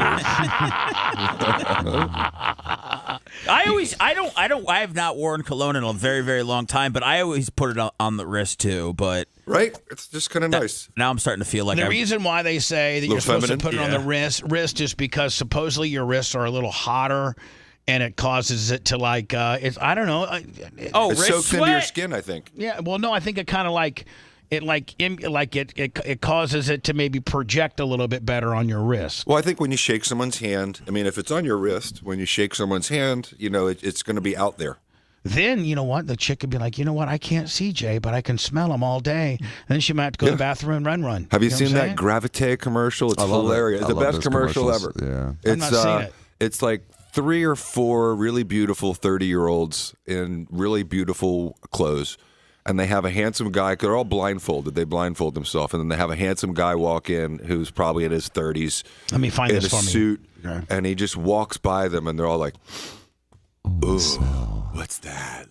Oh my God, did he really just leave?" It's hilarious. Gravite. And then it's like, it reminds me of like Derelique from Zoolander. You know, the name of it's Gravity. And they're like, Gravite. With an E at the end instead of a Y. It's funny. Here's Joe Rogan, and I don't He's like the man right I now, don't isn't like, he? I don't like when you two guys get into a little bickering fights. Are we bickered? We were bickering about what? Well, you were trying to call him a little bitch because he learned how to do it because he learn how to do cologne from Arlene, and then you tried to do that, and then he came back at you. Where do you put the cologne on, Dan? Right on my Adam's apple. No, I think Dan puts it right on his sack. I think Dan puts it right on his sack. It's aggressive. He takes it up. Sack smells I think great. he does, and then his sack is so warm that it just radiates all throughout. Because he's always got a hot sack on him. And, I'm just saying. Doesn't it burn your urethra tube if you get Dan, some cologne in there? that's your new nickname is Your Dan meanest. Hot Sack Diaco. I'm just saying. Of all the Diacos, I would Crotch think smells so good. you probably got the hottest sack. You know what I'm saying? Oh, I'm sure. That's what happens when he gets in an elevator. Your crotch smells so good. Yeah. I hope it's true. Here we go. I hope it's true. Here we go. Here's Rogan I think, talking about Zelensky trying to get on his show. That is the leader of Ukraine. I hope it's true. I hope it's true. They're trying to come up with some sort of a. Zelensky tried to come on. Whoa! Yeah, they tried to get Zelensky on. I was like, "What are you talking about?" When you get an offer for somebody, they must come at your bookers or whatever. Do you like stop and like, hold on, let me think about this, whether I want to be part of the story 100%. Or not, whether it'll be interesting or not? Well, I wanted to stay out of the presidential election shit. Yeah, what happened? I hope it's true. Well, so it was. He said he wanted to stay out of the presidential thing. He's been saying that for years, honestly. But he didn't, obviously. Well, I think there's a reason. And he had a guest on, Patrick Bet-Davis. Yeah, we're very familiar with him. Hold on. My former executive producer, Rob Gargiulo, is now his executive producer. What up, Rob? That's a good job, buddy. Am I right, Seth? Yes. PBD is a huge podcast. I watch it all the time. You hear him all the time say, "Hey, Rob." So Rob left me. That's the Rob he's talking about? So hold on. Yeah. So Rob was originally working for Rover and got either let go. No, I don't think he got let go. I think Calta offered him a better paying job to be his executive producer in Tampa. So he came down to work for Calta. Calta ran him off. Him and Calta weren't compatible or something. I immediately hired him because I was familiar with his work with Rover. You always recognize talent, too. Well, I recognized he had a great Rolodex, and he was good at booking guests. I didn't necessarily need him on the air as much as I needed him behind the scenes, and he did an unbelievable job. And so at that point, Beasley, I get so many people, there's been people left me that's been highly publicized and never, but you're like the Bill Walsh of the radio network. Yeah, a lot of people have I get a lot of people ripped away from me as well. So anyway, is he still doing stand-up? Yeah, I think so. And that started under me. In fact, I think he took, I'm not calling him a thief, I think I loaned it to him. I just forgot to ask it back. I think when he was first starting his Chuckle Hut, I had that all-inclusive sound system. Remember that? Yes. And I think I loaned it to him, and I don't think I ever got it back. Oh. It's been gone ever since. Let's take it up with his new employer, Live on Live. No, I'm not. So PBD said something, though, about Joe. He went on the show a year and a half ago or so, and he said, Joe, you are one of the best interviewers of our era, and if you do not interview Trump, we'll look back on this and wonder why you did not do it.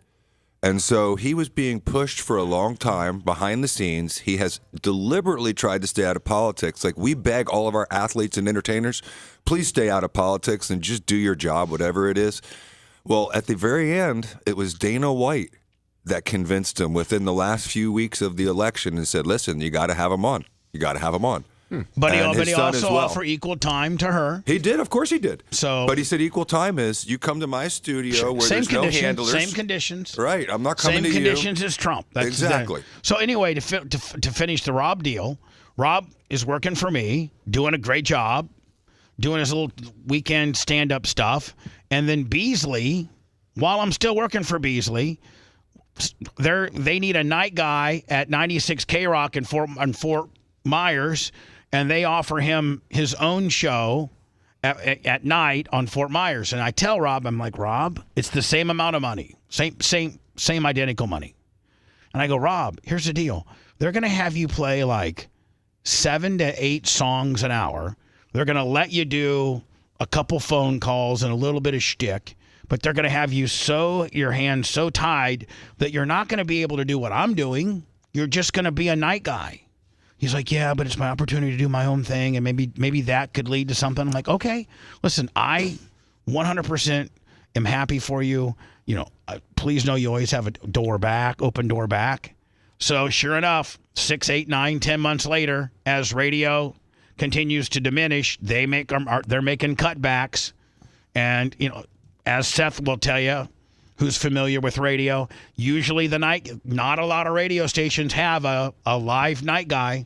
Most music-based radio stations now don't have anybody live past 6 or 7 o'clock. And you don't need anybody either. Yeah, and you don't need anybody. So they AI for that, right? So they cut Rob. Rob didn't have a job. At that point, he starts doing some podcasting, bookings, and stuff like that. And I was trying to hire him back, but he was stuck with this house in Coral Gables, and he couldn't get rid of it. He's like, if I didn't buy this house and was just a renter, I'd be up in Tampa working for you. And so in the meantime, he gets a gig with the Dolphins. That's cool. I think he still has. No, he quit. No, he did. He did. By the way, Bob Cook, the infamous Bob Cook, Yeah. is related to Rob Gargiulo. It's his father-in-law. Yeah. Bob Cook's daughter is married to Rob Gargiulo. Oh, wow. So he was working for the Dolphins. I'm talking about like in their podcasting marketing department. And I'm talking about working so well with the Dolphins, Dan. Like, when you're working for a team is one thing, but when you travel with the team. Oh, yeah, it's a big deal. That's a whole nother level of working with the team. Yes. I mean, you can be Johnny Practice. So he's doing their communications? Yes. He was working their marketing, communications, podcasting deal, even traveling to London and stuff when they were like, that's a real job. Yeah. Well, PBD's a real job, too. So he kind of somehow gets with PDD, and he's juggling both jobs, and finally he just quit. He doesn't like football. Now, if you were working for the Dolphins in that capacity and you were a football fan. It would be fun. Oh, like Seth, before the Lightning screwed you over, if you're working for the Chirp and they're like, listen, you know what? We want you we want to pay you a full-time salary. Yeah. And have you travel with the team and do the Chirp on the road you'd be like a dream come true. Yeah, I was pretty much an intern compared to what Rob was doing with the Dolphins. Right, but what's the hype guy for the Lightning get paid? Does he get good money? They don't do any of that. No, I don't think so. What do you mean, like the kid that I used to work with? The guy that's like in this. I went to a game with my daughter and little Danny on Saturday night. We got our asses kicked. But the guy that's in the stadium has been there my whole life. Greg Wolf. Yeah. Does he get? Is he a full-time employee? Does he get? I believe he's a contractor at this point. So he does USF too. Is that a good job? Yeah. Okay. Is it though? I mean, is it? It's like I say, if you love hockey. Well, I mean, if you get a few $100 a night to, pretty much watch a hockey game for free. Are you going to be able to make a living at that though? Are you going to be able? He's got another job. He's got a business. Yeah. Okay, but I'm saying it's not a good enough job that would be your only job. Bubba, I don't know. He's the voice of Tampa Bay. Like Lummy said, he did USF. He's filled in for the Bucks before. He's filled in for the Rays. He's really good. I watched him for a couple hours. I mean, he's really good at what he does. Yeah, he's excellent. He used to work full-time for the Lightning back in the day, and they fired him. So when he came back to be their in-game host, it's a contractor situation, kind of like what I had with them. So if you have that with 3 or 4 franchises in town, you might be able to make a living with that. Well, yeah, like I said, he's got those side gigs and he owns his own business, his own promotion company. So okay, yeah, all right. I mean, he quit. He worked at iHeart. He was the promotions director. He quit that. He quit that to start his own business and do all these other things. Well, good for him. I'm glad he got out alive. Most don't. I know. And so anyway, Patrick Bet-David said, "Listen, I don't know if he offered Rob more money, and Rob wasn't really interested in football anyway." So he quit the Dolphins and became full time with Patrick Bet-David, and I've been in contact with Rob to maybe do the Patrick Bet-David. Oh God, that would be awesome. Podcast when I start doing that stuff. When you start doing your stuff. Yeah.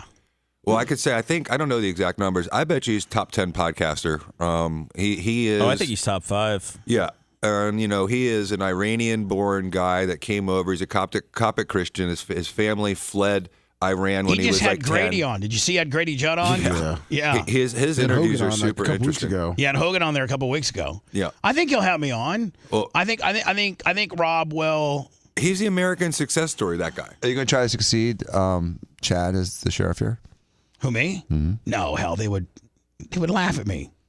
I mean, how do you even do that? I mean, have Roger Stone talk to Trump and have him talk to DeSantis. DeSantis would get so much hate.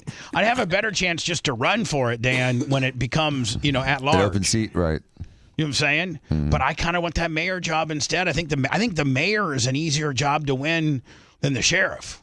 I think. Yeah. I mean, you only need 31,000 votes to win. See, Hillsborough County is That's it?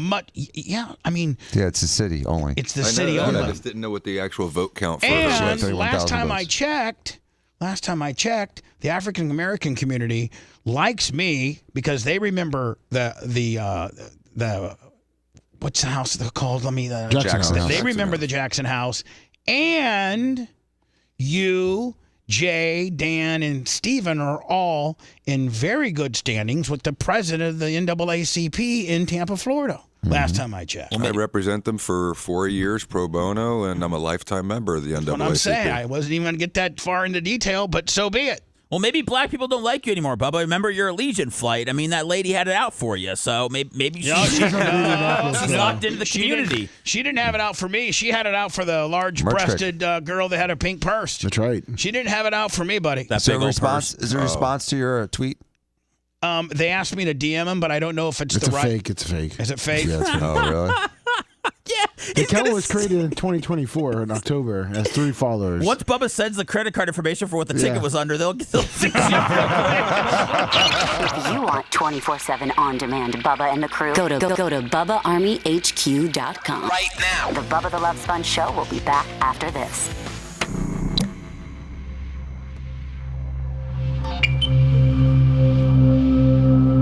Had an interesting interaction with the stewardess yesterday from the Hallmark Festival wearing a Christmas sweater that had Trump on it.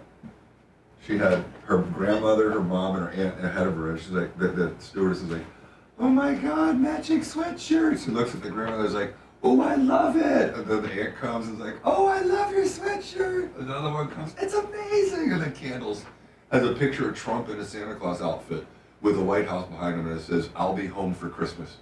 And so she looks at Candle, she goes, "Welcome aboard." That's so funny. My wife wore a Trump shirt to the airport.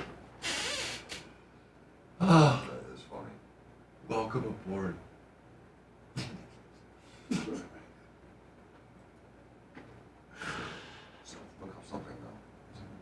Good morning, everybody. My poor wife has McCaffrey in the ladies' league, Lummy. He keeps getting, and I'm like, he really is a great player, honey. He just can't stay healthy. He's out for the year now. Yeah, he had Godwin. I mean, one of his leagues. So, yeah, she's doing terrible. Be gentle on her, Trick Me. She doesn't really know football. She's just doing it for the fun. What up, group of lips? Permagrom, how you guys doing? Morning, Double XL. Thomas Gilson, Steve, what up?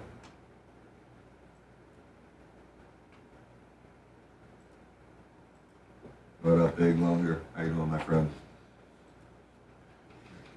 Hope everyone had a wonderful Thanksgiving weekend.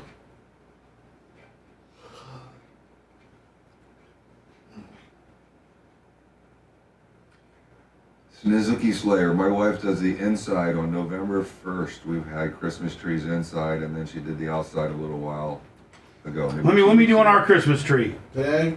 And then I did. I'm gonna ask you, trees this okay? weekend. Okay. 15 feet high, 4 of them, just to surprise my wife. Oh, but we should do dodgeball Fridays. Happy Jasper. What up? I know. Every Friday. That what those red balls are for? Yeah. Dodgeball? What's up, Jay? From Every Nolan? Friday we play 2 out of 3 in the parking lot. Brian from Philly. How you doing, buddy? Jeff Pearson. That could be the new hit podcast. Did Gene Lasker involved? I mean, that'd be great. Yeah, like pretty much anybody that wanted to come by or was a guest or whatever could play. You know, Skippy, I think she'll be like 4 on she was. 4. If she's taken seriously, I think she'll take it seriously. She's the only first lady that didn't get a Vogue cover, but she's also the first lady that ever had one before becoming the first lady. Paul Rogers, what up? Paper Towel Willie became a member. Thank you, Paper Towel Willie. Paper Towel Willie. Red Wave, J plus Dan equals Jan. Or Day.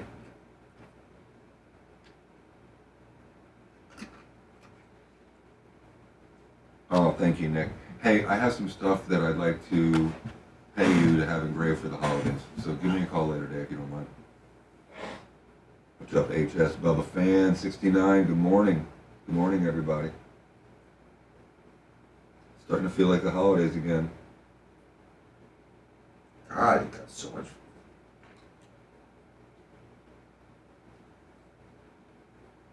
Do they make tutors as big as his wrist, Tony Peters? What up, Tommy? Tutor's a good watch. Great watch. I got to get my son a college watch. I think I'm just going to get him an old Seiko, not an old one, just get him a Seiko, like, dive watch. It's bulletproof. You still have your old Seiko? I'm going to get Trey one of those for college. Not, you can't take anything nice up to college. Depends. Yeah, Steven got his watch stolen. Maybe when he's a little older. Maybe he's got actually his own place and not a freshman. Right. What's a Daniel Triplett? I don't think I know him.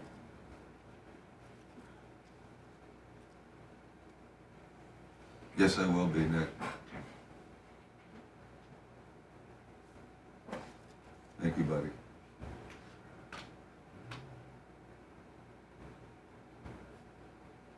It doesn't matter who Chronister's married to, DeBartolo or not, he's not going to do anything.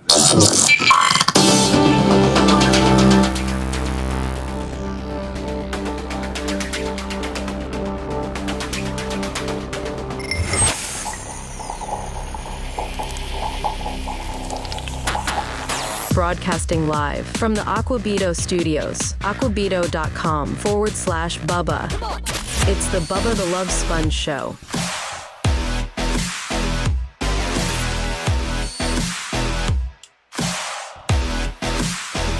So this was rivalry weekend.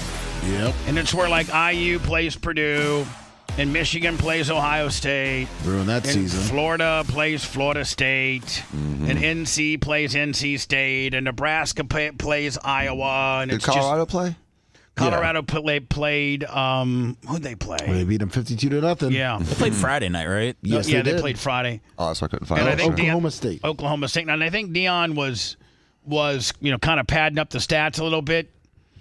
People are saying that, but why not? Why not? Because in the bowl selection, a lot of people are asking, why did IU beat Purdue like 51 or 61-0? Here's why. When you're a Colorado, who probably won't get in the college playoffs. No, but when you're in Indiana and you're 11-1 or 10-1 and 11-1, and you aren't going to be part of the Big Ten championship because the Big Ten championship is is Oregon and Penn State. Yeah, because Ohio State lost. Choked. So, but the selection committee. So you got IU that didn't make the Big Ten championship because they choked. But arguably, I think in the polls they're rated. Let me see. I got them right here. They're rated. IU is 9. Rated 9. So they take 12, 4 or 5 are locked in. So when you're IU, the reason why you run it up on Purdue 61-0 or whatever the hell it is because you want that selection committee to put you to consider you as one of the at-large teams. Now, what you should have done if it was a regular game when you're up, 38-0 at halftime is, you take your juniors and your sophomores who may be starting next year, and you put them in to get them some real game time experience. Yeah, exactly. And you set your seniors so they're not, because you're going to be in a bowl game, and you might end up being in the college playoffs, but not if you don't run it up. You've got to run it up. It just, that's the way they, for some reason, look at it. And so running it up has an advantage of potentially getting yourself into the college playoffs. Now, that doesn't, so next weekend, Lummy, so they got the Big Ten, they got the Big Ten championship, they got the Big 12 championship, they got the ACC, the SEC, and then one other? Well, I mean, most of the conferences have them, but for the big one, like the AAC, the MAC, Every conference has a conference championship for the most part. So this was rivalry weekend where you usually play your rival. It's the end of the year. Here's the thing: we had at least 3 or 4 different games that ended up in a full-blown brawl after the game. Mm-hmm. One of which, probably the worst. Well, all of them were bad, and I think this one had the mace though. That's why this one was bad. So Michigan goes into the Big House and beats Ohio State, which knocks Ohio State out of the Big Ten championship. Now, Lummy, they're certainly going to be an at-large team. You know they are. They were number 2, I believe, right? Yeah. Yes. Yeah. And so one of the Michigan players goes out with a Michigan flag, and the most disrespectful thing you can do is to a team's logo in the middle of the field. It's unwritten rule that you respect their logo. It's been written since Emmitt Smith knocked someone's ass right off the star. Right. So it's written. So, like, even if you look at, like, the teams are, like, the 50-yard line is kind of no man's, like teams do not cross the 50 while they're warming up. Mm-hmm. And I was even told once that, like, if you're a wide receiver and you're doing drills and you miss the ball goes, like, over to the 35 of the other team, you send a ball boy to go get it. Like, you're not supposed, like, it's etiquette. It's kind of underwritten respect. Yep. Within the league, within college, within high school, it is. Well, this Michigan guy comes out with a flag, just like the Florida guy did at FSU, and they go and put their Michigan flag right in the middle of the Ohio State Buckeye logo at center field. It's spitting in their face. That should be a penalty. It should be against the rules.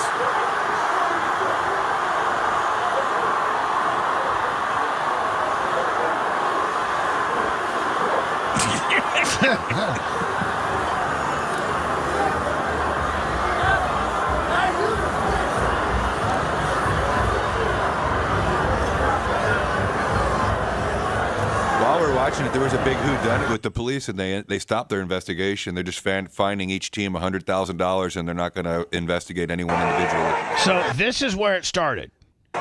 62.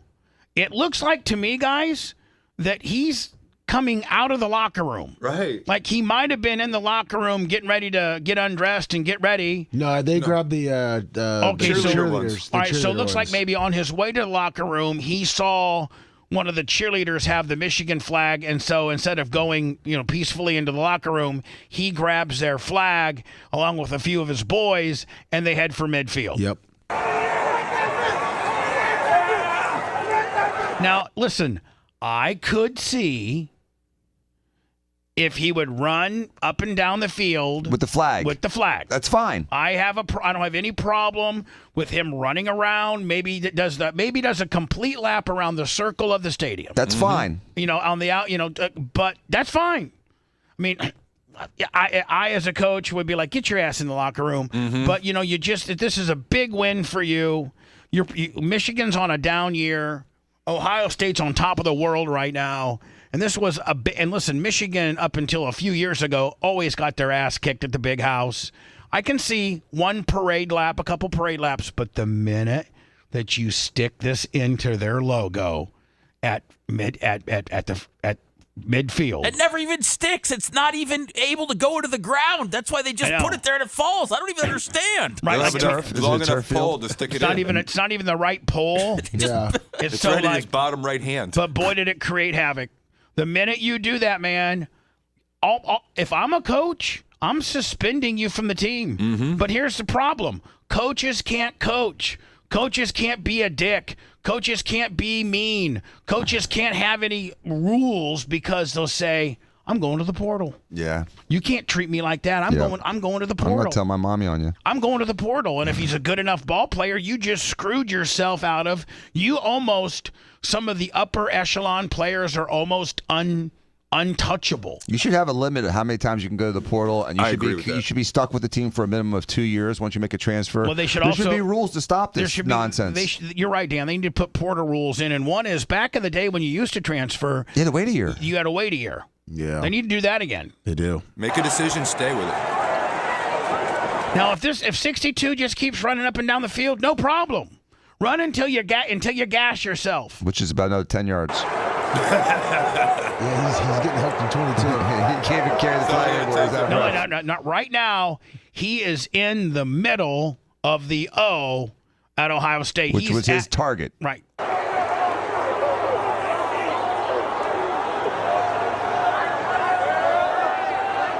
He's just waving it. Oh, there it is. Now. And here comes the fight. And here comes big ceremonial. And here comes the Buckeyes. Like the Buckeye. Okay. Imagine you're just a cop just trying to get some overtime for this game, and you're all of a sudden in between 300 pounders in full armor. Yeah. You're gassing people like it's a George Floyd riot. Like here are the Buckeyes. Here they are. They're watching it. Like, they got to do this. Oh, hell no. Oh, it's like Braveheart. It's like Braveheart, Danny. Now look. Over a flag. It's over the team pride.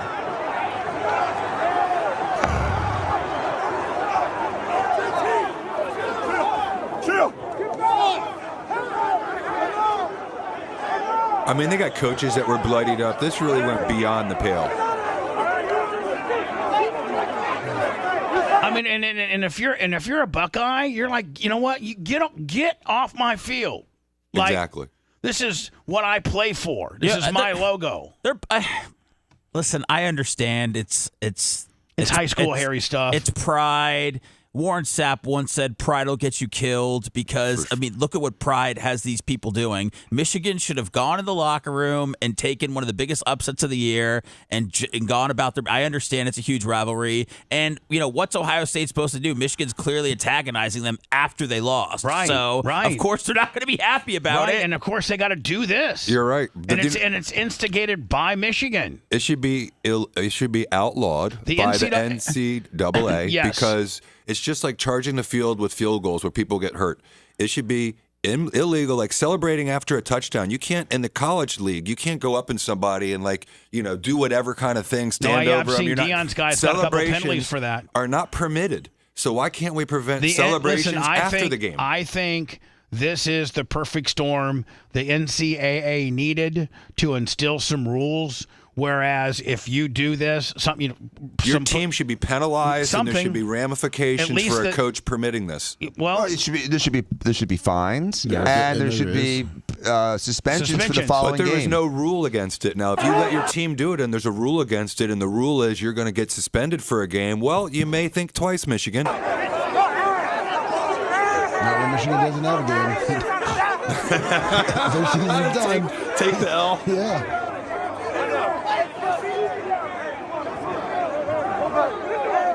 Who started the macing? Some cops. That's what it got fun. Yeah. Oh, wow. All right, hold on.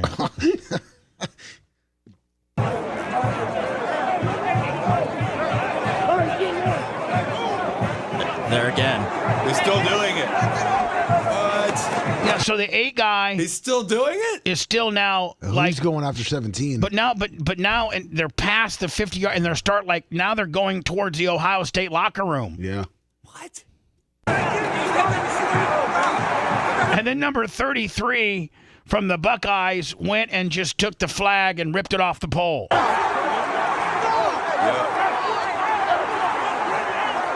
Oh, see, this is where the mace is going to come out. So it was the second wave. It wasn't even the first one. It was the second offense. It was the initial gimmick, and then the second wave of madness came when the 33 dude from Ohio State just ripped the flag off the pole and said, "Well, I'll be having this. You won't be needing it." And if Mesa. But if you look right here, look at 52. 52, man. He's the guy that came out with the flag. He's the guy. Look at him. Look at him grabbing that guy. Well, 43 wasn't smart. The rule is never take your helmet off. Yeah, the rule is, hey man,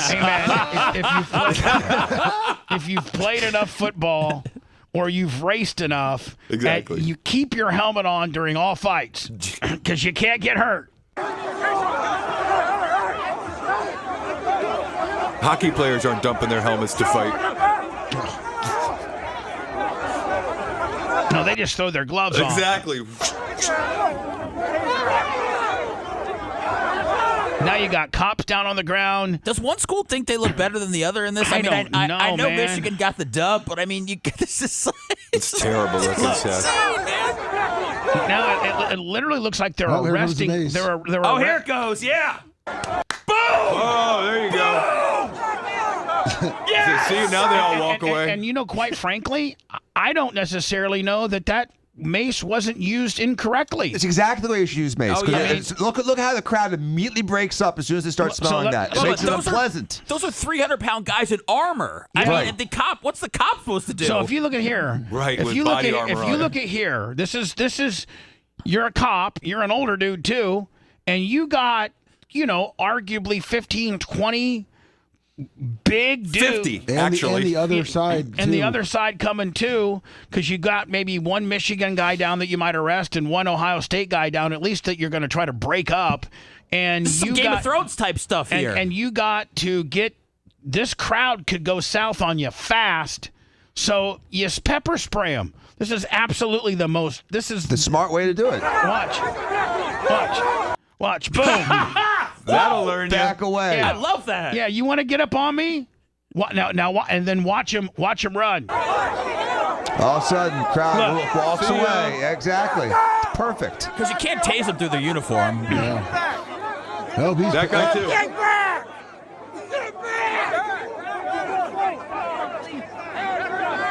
To me, man, if I'm the NCAA, I'm taking this and I'm playing this 30 different ways, breaking it up 30 different ways. Yep. And I'm making some rulings today. Yep. It was weak. They had a $100,000 fine for each team. That's nothing. One booster's going to flip that check. Exactly. No big deal. That's no deterrence. Yeah. But if they would suspend a few people, right? Yeah. Here is. And I would tell the security guards, bust out the bear spray early.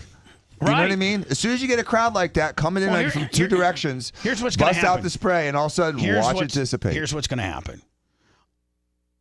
Universities, I don't know if this is going to be instilled by the NCAA or not. They better. But universities are going to put policemen around the center logo at the end of the game. What? So that's stupid. You're right. But until there's a rule. I'm protecting a patch of grass. No, but so that's what they all seem to want to. I know. It's stupid, though, when you think, even as guys that like sports, it's so stupid to think we're going to have a bunch of cops surrounding a Seminole. We got a bunch of stupid kids nowadays that aren't afraid to do anything because there can be no repercussions, because if you're good enough and they discipline you and your coach says, hey, listen, I'm suspending you for a week for doing that. Lummy, what's he going to say? See you later. Portal. But taunting is not allowed in the NCAA. Portal. And so this should be 100% a rule that is generated from this weekend to prevent this. Portal. Because it is completely foreseeable there's going to be fights. Well, when you're guilty, when the cops pull you over, what do you say? Portal. No, you say lawyer. You're so stupid. It's lawyer. I know. I'm joking. Damn, I was going to say portal. God damn, Lummy, you're stupid. I was joking. When the cops pull you over, you say lawyer. Yeah. Well, when you're getting ready, and when you're a first string linebacker for Michigan, and they're getting ready to suspend you, what do you say? Portal. It happened in Tallahassee this weekend. You gotta suspend these guys. Keep them separated. That's all they had to do, though, is keep them separated. Right, so maybe true. they should just have a line that says after the game the players can't cross this line. I mean, man, well-coached teams don't do this. But what did we see this Bobby weekend, Bowden's too? team never did. So we've got Florida State went at it. I think North Carolina State went at it. Then we had Iowa, Nebraska, where Nebraska refused to shake their hands. And then I got all that lined up ready to go. Just what a clown show this weekend. You know, one thing about Dan as a coach, and Bubba can say this, is Danny taught his young men that we're going to be respectful, win or lose.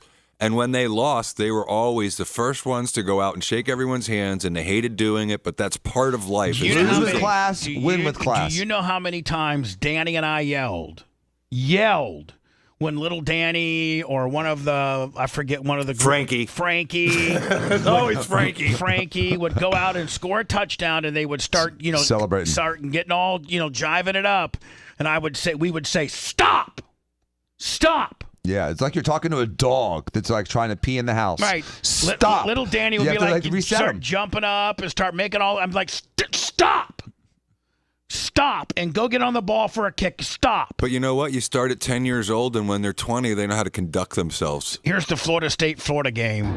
This started with Florida. What a joke. And Florida beat them. Florida beat them. Trey was up there. And then University of Florida put their flag. They actually did put their flag in the middle of FSU's field. I don't think you'll be able to see it from here, but the FSU coach actually threw a Gators flag also. Now, is this after the fight or this is the fight? Has the flag been placed yet? Oh, I'm sure. It was a little before that, and then because Napier was trying to break it up. That's a little less raucous, thank goodness. But there's still some stuff going on the sides. Well, no, look at this right here, yeah, though. That guy got stomped on. You got a Florida State guy down on the ground. Getting kicked. Up there. I mean, jeez, man. He's going back for more. Again, if this had just happened, at Florida State or just happened at Ohio State, but for it to be 3 or 4 of these, this is North Carolina State. They're fighting after the game. These young men need to learn how to conduct themselves with dignity and respect to themselves and others. It's a joke. That's the coach's job, is to turn these guys into leaders of men. I agree 100%, and this is a joke. As a matter of fact, it's an embarrassment that this is what our college football players do. And arguably, the coaches should all be in trouble, and they should maybe get suspended or fired. True. If my kid was one of those numbers, he wouldn't be playing next week. I don't give a hell what his future in the NFL you could arguably was. suspend the coach for any bowl game or any of his next games. I'd suspend my own players, kid. 62, 35. This isn't nearly as egregious, but this just goes to show you what sports has become, what our children and our young men that play college athletics are being allowed to do, their mentality. And it's just, there's still a certain amount of sportsmanship and ethic involved. And when you've been selected to be one of the 3 or 4 captains to go out and represent your team at the coin flip, that's an honor in itself. Mm-hmm. And then you're a captain usually. Yeah, you're a captain. As I was a captain my senior year, we all four captains, me, Larry Plummer, Chris Stein, and Bart Haniff, went out, shook hands with the other team, told them good luck. The referee did their coin presentation, flipped it. The away team or the home, whatever team, called it. The referee then put you in the position, which end you wanted to receive, and did the whole ritual. And then afterwards, you would give them another handshake, and you would trot off the field. Mm-hmm. I think that's the way 99.9% of all, coin flips go. That's the way it should be. Yep.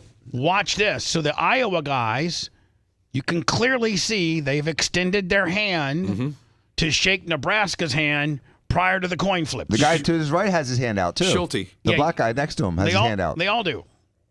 Watch it. To me, now NCAA can't make a rule that you have to shake hands. Of course you can. Well, it's called sportsmanlike conduct. Unsportsmanlike conduct is a penalty, period. Even at the coin toss. It should be unsportsmanlike. So this is the world we live in. Watch. Watch. What? Like they're all a bunch of hardened-ass thugs. Well, you know what? When it started with our presidential debates, what a joke that these people wouldn't come out and shake each other's hand. And at least Kamala Harris shook Trump's hand. And look at, man, these guys are like, hold on, they're like, all right. And then guess what happened? And then Iowa went to commence to beating their ass. Iowa won in the most ugliest way possible. That's Iowa football. I'm not even sure they had 12 yards, and they still won that damn game. And so I believe 34, Bubba, after the game he got interviewed, and he said that he ran up to the Nebraska head coach to shake his hand because none of the players would shake his hand before the game. So he wanted to make I bet Brandon the Quad won $1.25 this weekend on this game, Lummy. Nice, bro. He talks about Iowa. Yeah, I sent you a picture of 34 running up to Matt Rule and shaking his hand. And when did Matt Rule shake his hand? Well, of course. I mean, he was kind of surprised. He didn't know. He didn't know why he was shaking his hand. I don't know why I keep getting this damn thing. It's always a way bigger deal to the players and the coaches, it seems. The coaches always seem to react to this kind of stuff after the fact. They're like, I didn't even know what was happening. Yeah, right. Well, you know why? Because whisked off the field by 10 state troopers. Because you. Well, here's the deal. Because you've not instilled any professionalism, or you've not instilled that into your team.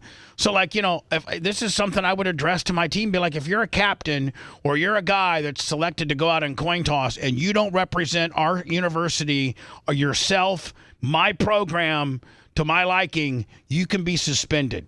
And if you're going to be a horse's ass and not shake their hand, you know what you're doing? You're not only making yourself look bad, you're making me. I'm the head of this organization. I coach you. You play under me. You're making me look bad. Well, you're making the university look bad. There's decades of alumni, too. And these people take it seriously. If I'm a Florida State graduate. The Florida thing, it's an embarrassment for all Florida grads. I mean, it's really embarrassing. Dan doesn't like to see his team doing that. No. It doesn't represent Danny. And if Danny I feel less strongly about sticking a flag in the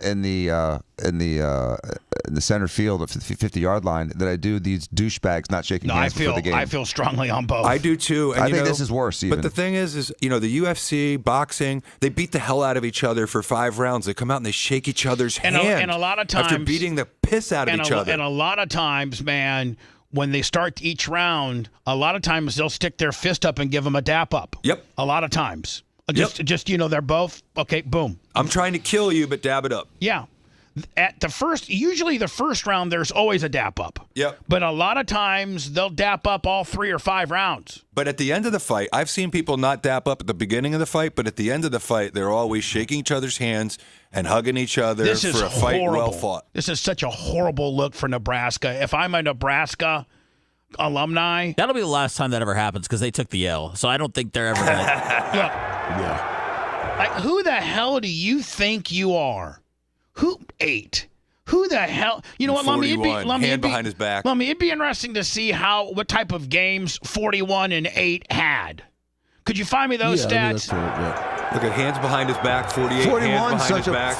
41 at least looked the guys in the eye. 8 was such a puss, he had to look down to the ground because he didn't have the balls to look the guys in the eye.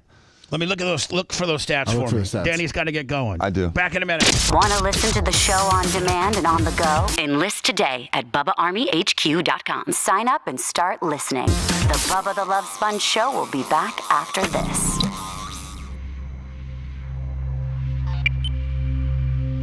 Yo, that dude that hit Trevor Lawrence needed to be kicked out of the league. Can you show me did you send me that hit, Lummy? Yes, I did. Yeah, I think you have it. I don't know if it's email or Lummy sent it. I sent it on a messenger too. Where they kind of did a slow-mo with it. Oh, man.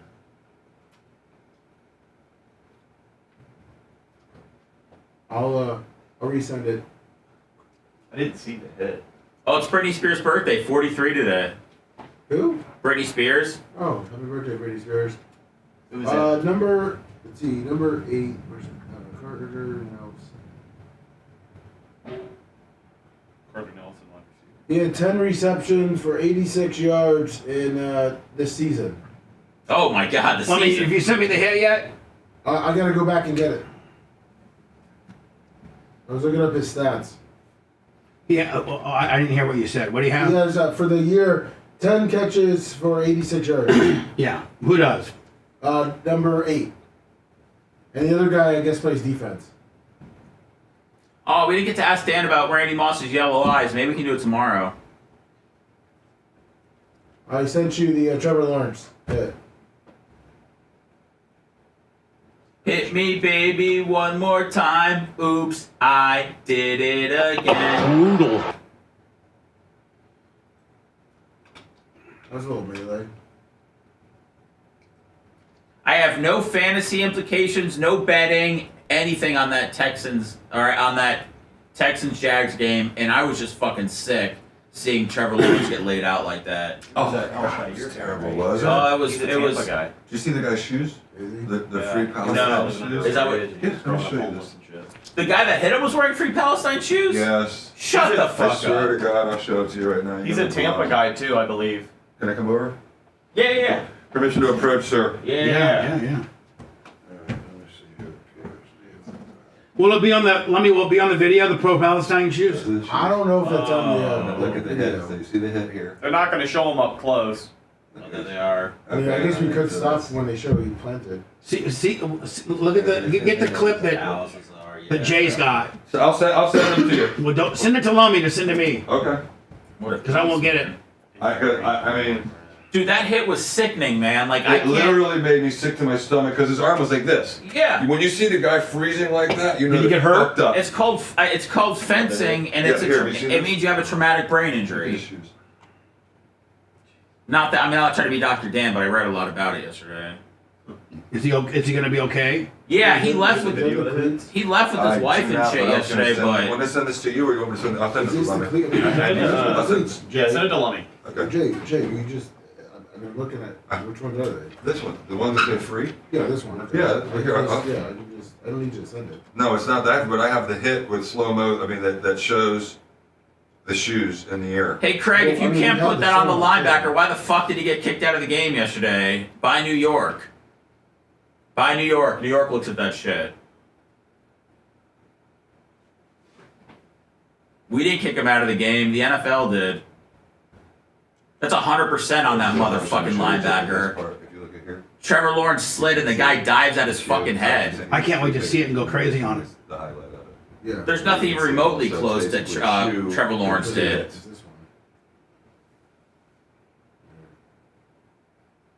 Yeah, it's crazy. I show you the pictures, Bubba. Yeah, what a surprise, Craig. The league needs Trevor Lawrence more than it needs Aziz Asul Ansari. Mm-hmm.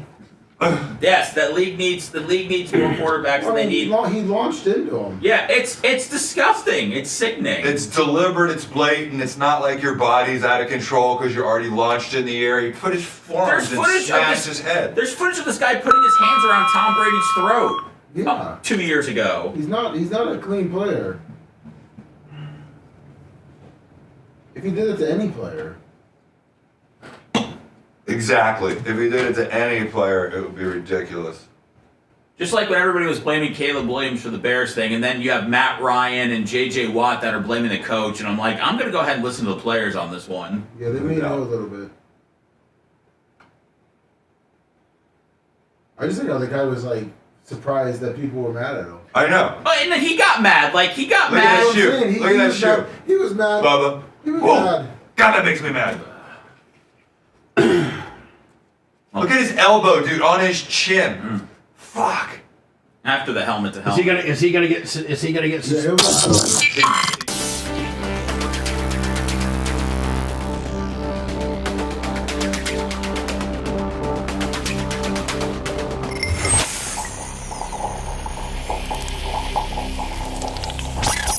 Broadcasting live from the Aquabito studios.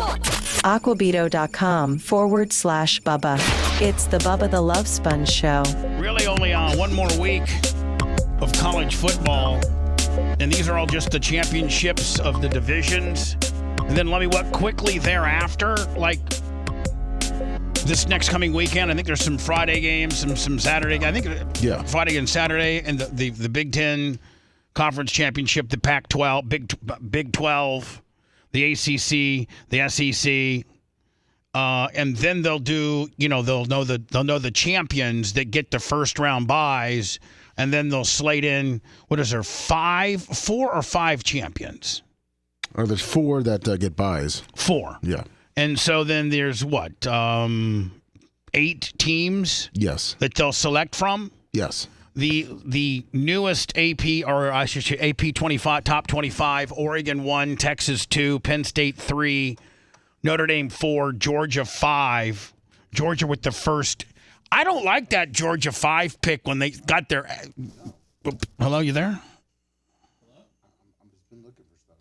Are you on the Jay? Are you on the air? I'm right here. Oh, yeah. Oh, Lummy's talking to somebody on the phone. Okay. That's what you just heard. You heard some back talk. Oh yeah, I was hearing back talk. Sorry, it was that warm line. Stein's on. It wasn't me.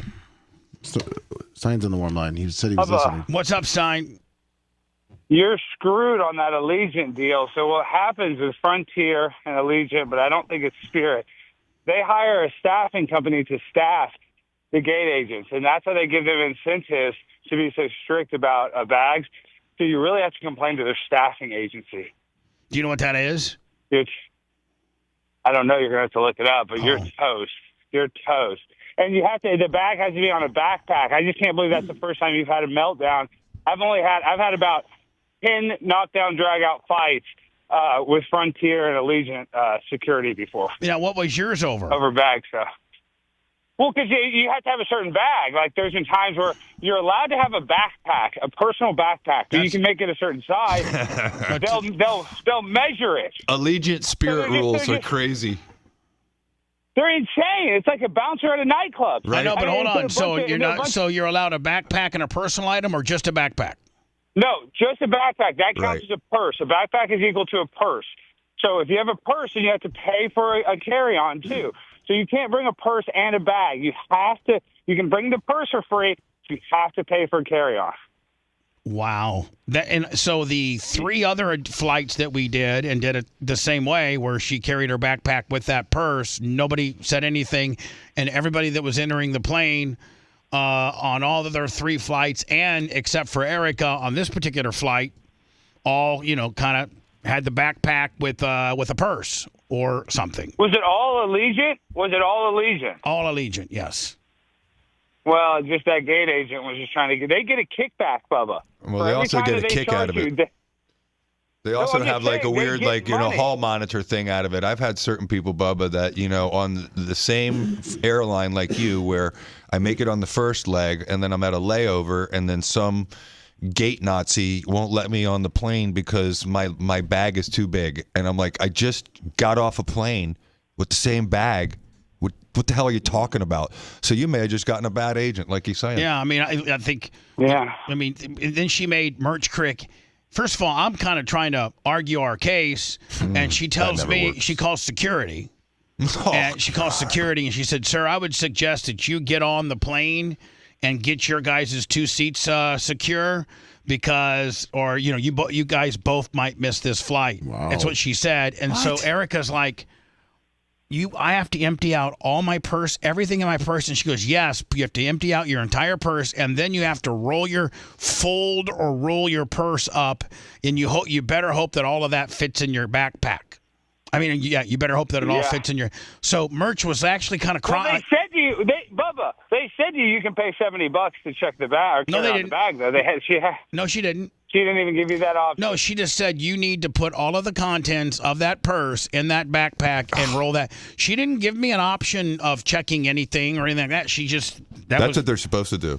Is it's going to cost you $70, or you could try to consolidate all that stuff right here in front of everybody, humiliating yourself. No. So Merch Crick is like on the ground in front of the door that lets you down the gangway, trying to get lipstick in front of all other passengers too, with their personal items. It's the lipsticks worst. And a couple of little sandwiches that she made, and Ziploc bags, and just a couple extra Pringles that she brought for Big Papa. It was just. By the way, my Pringles were crushed. Well, now I'm on Allegiant's side, because I know you brought a whole damn buffet on that plane. That's why they were mad. No, I mean, it was a Yeti cooler. I mean, Thanksgiving leftovers. We had 2 bottles of water, a little Ziploc thing full of Pringles, and 2 ham sandwiches inside of her little bag. Her little bag didn't have anything. Her wallet and her lipstick, and I think hand warmers or something. Was it honey baked ham, or was it kind of the deli sliced ham? Deli sliced. Alex, do you think there's any sort of racism here? Bubba thinks that he was that Merch Crick was targeted for being white. Oh, 100%. Oh, and that woman had a mask on, right? Right, and she just hold on. Then she came down. She's not only the gate agent. Then she came down because we were sitting in row 4. So then she came down to inside the plane to check the mail. Like I don't know. Well, yeah, I took the picture. Is this in Indiana? Bubba, is this in Indiana? What city is this in? Indianapolis. Oh, exactly right. She's probably the only black woman that lives in that city, and she sees you and doesn't like you. No, she saw a cute white girl that had a nice purse, and she wanted her to ruin that purse. I mean, because when you fold up a leather purse, it's not the same. She made her fold it up? Yeah, she made her fold it up and put it inside of her backpack. And that's ridiculous. Yeah, and then I felt bad for her because I couldn't. I was trying to stay there and argue her case or help her, and the woman said, "Sir, I would suggest that you get on the plane and secure your 2 seats. This could take a while." And I was just like, well, and as it. Go ahead. Well, Bubba, as a guy that flies on all the budget airlines, they don't have to worry about good customer service because their clientele doesn't fly that often. You're right. So they're not worried. They don't know. So, yeah, it's not like Delta or Southwest where you kind of stick with a brand. They don't care. They're like, you're probably flying us one time. You're going to hate it. Goodbye. Or this is the only thing you can afford. So oopsie poopsie. It's like they don't have to give you good customer service at Walmart because it's the cheapest crap. Now, what are they going to do? Somebody had told me, like on my Twitter, I think I had read where, only a gate agent can't make you empty the contents of your purse. Only TSA can. And so, like that wasn't probably maybe cool for her to do that. Probably not, but she was trying to get you to be a regulation and put the purse inside the back. If the purse would fit inside the backpack, you would have been fine. Yeah, well, it's a bad deal. She carries a backpack. She puts Southwest. She carries a backpack. She puts it in the overhead compartment, and she has her purse with her that she stores in front of her feet, which has like her phone charger and her phone and a couple little bottles of water for us and whole 9 yards. Just her purse. Yeah, well, I don't think it really matters in any airline. My wife got crap yesterday, Alex. She's such a pimp on a blimp that she was wearing a Trump shirt when she went on first class, and her aunt and her grandmother. Delta? Yes, on which Delta. airline? Delta. Yeah, see, they in Atlanta. On Delta. In Atlanta, they're all wearing matching shirts, and so it's like grandma's Christmas. Oh my God, look at your Christmas sweater! I love it. Aunt, oh my God, I love your Christmas sweater. 3 times. My wife's has a picture of Trump on it, with the White House behind it, and it says, "I'll be home for Christmas." Nice. And so my wife's walking through the airport, like, I'm going to quote you, a pimp on a blimp, saying, read my shirt. So the lady looks at her shirt and goes, Jay, hold on. Stop. I love you. Stop. Let me stop you before you stop. Your wife also has extremely nice set of Diacos. May I say that too? Of course you may. Oh my God. She's Bubba, skinny. You have to breathe. He's telling a nice story, Bubba. I know, but man, hold on. Like, that sweater is effective when a girl has, when it's just so much more effective when you got a nice set of knocks on there. I'm just saying. She is in Donald incredible Trump would shape. appreciate it. He would have loved it. And so the lady looks at her and it's like, oh my God, I love. Welcome on the plane. Welcome on the plane. She did not say a word about her sweatshirt. She said she treated her like crap the entire flight. Yeah, Delta has the biggest DEI program out of any airline. If you notice, they have the most non-binary flight attendants out of any airline. No, but here's the one thing. So I forgot to put this part in my story. So when we were flying from Clearwater to Indy on Friday, we had this one flight attendant. She was, kind of an attractive middle-aged, like 40-some-year-old woman, and she was from Tampa, and she knew who I was, and she said hi, and she was super cool, and we were kind of in the same. I think we were in 4 there too. So she happens to be on this plane, and I get on. She goes, "Where's your girl?" And I go, "She's back at the gate." I told her the story, and she goes, "That's ridiculous." So she actually went out to the gate. That woman did. Really? I don't know if she made things worse. But I think that she may have helped Erica because the woman, she came up to me and she's like, "Where's your girl?" I said, she's getting shook down. And so she went out there. I don't know if flight attendants have more pecking order than the gate agent, but I think they do. I think over that particular flight they do. You know, they're the ones that are in charge of the flight with that pilot and that crew. I think that whatever gets on whatever gets on their plane, I think they could overrule a gate agent. Mm-hmm. I think so. I would say in the hierarchy that's probably true. There is some weird stuff with gate agents, too, though. Like, they can't open the door at a certain time, and there's a bunch of stupid stuff. Okay, last thing before I go, I'm driving down to Austin for Kill Tony today. I got a long day. Are you on it? No, I'm going to try to put my name in the bucket. Dave Landau, who works at the Blaze with me, is the comedian on the show. So hopefully, maybe he'll put in a good word. If I can get picked, that would be huge. But did you not see my Stafford and Kershaw picture, Bubba? You're not going to put that over? No, that was cool as hell. I was just going to ask you about that. Lummy didn't send it to me for prep. Well, usually I send the stuff for him for Wednesday when he actually comes on. Yeah, we were waiting for Wednesday to put it over as an introduction to the Pimp on the Blimp Wednesday. I know, and then I had a crazy week at Fish Tank. Well, you need to put that over. I mean, that's just... I put everything you want me... I put everything over, my friend. Come on. Does Kershaw remember you, Alex? Stafford, of course he remembers you. I'm a Pimp on the Blimp. You think anybody I went to school with at any moment that could did not remember who I was? You looked like chubby. You looked chubby when you were a kid. Yeah. It was huge. I was the biggest guy on my damn school. And, yeah, it was wild. I was in the principal's office. I was insubordinate. Everybody knew who I was. So what type of conversation did you and Kirsch have? It wasn't very long. He didn't want me to really take a picture because he was in those crutches, but I took one anyway. And he just said, "Nice to see you, Alex, and nice to see you, Clayton." And did you ask him? Did you ask him if he follows you or know what you're doing or anything like that?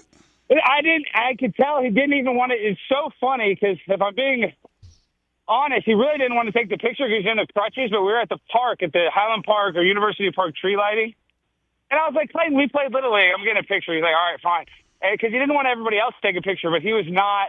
He was like, he smiled for the picture and then immediately just looked at me like, all right, nice to see you, Alex. But yes, he knows exactly who I am. I went to school with the guy. I know, but you ought to have him. You ought to have him on the show more often.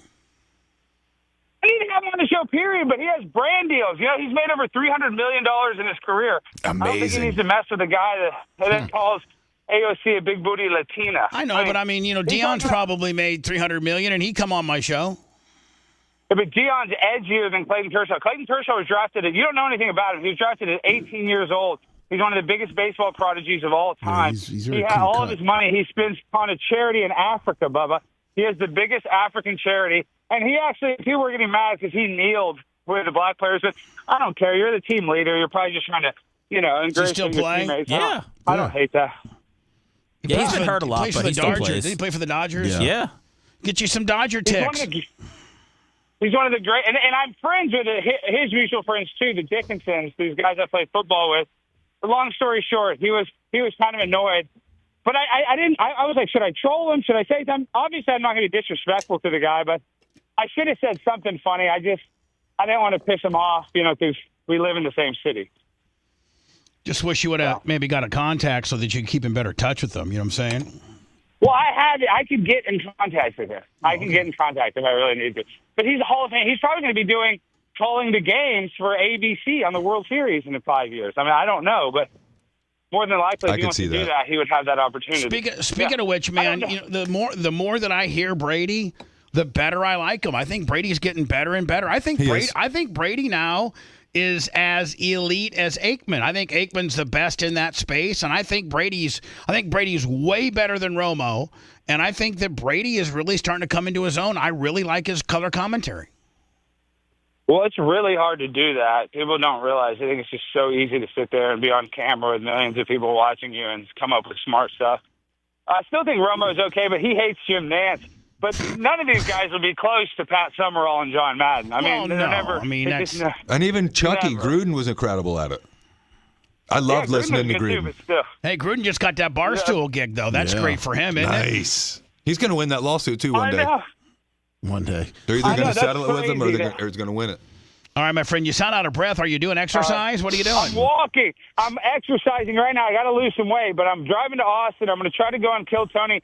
Then I'm meeting up with Candice Michelle, that WWE wrestler that was a women's champion. She was in the Attitude Era, and she's the one that had that storyline with Vince. She was a sex slave. Remember that? Right. Now, where are you doing that pod in? Just like a hotel room? No, yeah, right. She's got an emotional healing studio that's like chiropractic and also crystals and stuff. And so she's going to heal me today. She's going to give me a. Are you going to make it content?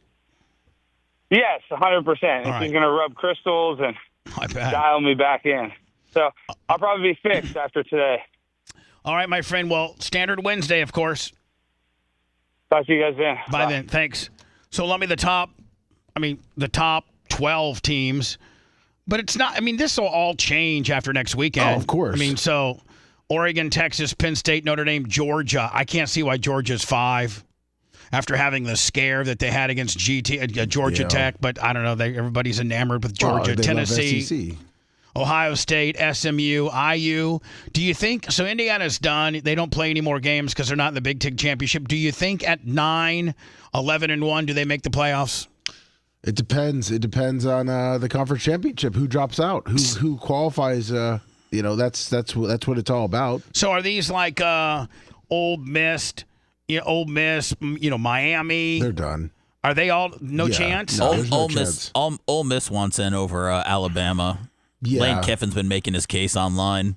Well, after last year, they've proven it doesn't really matter what and your Alabama, record is. 9-3, like for real, like they don't deserve to be in it. No, but screw.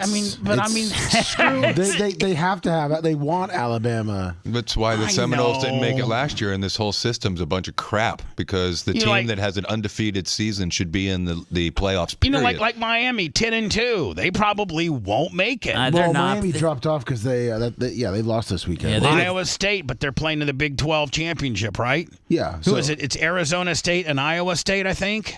For the Big 12, yeah. Or is it? Yeah, Arizona. So, but one of those two teams will make Boise State could lose. Exactly. SMU could lose, and if any of those teams lose, then someone's sliding up. But if you're talking Ole Miss or Miami, I don't see anybody climbing up that high. No, especially Miami. They hated on Miami all year because of their schedule. It's going to be interesting because 4 teams get byes. And then the other 8 they get a home game, right? The other would be 4. Yeah, get home games. Get home games, and then the bowls start, correct? Correct. Right. They've got massive schools. It never is bad to have Alabama involved, but I can understand if maybe it was filled with like Boise States and, Iowa States and SMUs, but you got Oregon. Texas. Right. You got Penn State. You've got some of the biggest schools out there. Well, you know what Bubba was saying about the portal and about the subjectivity of the playoffs now is what destroyed a team like the Seminoles. Because you go undefeated in one season, you get screwed in the playoffs, you don't even get a bowl game, you don't get the bowl game, you get useless.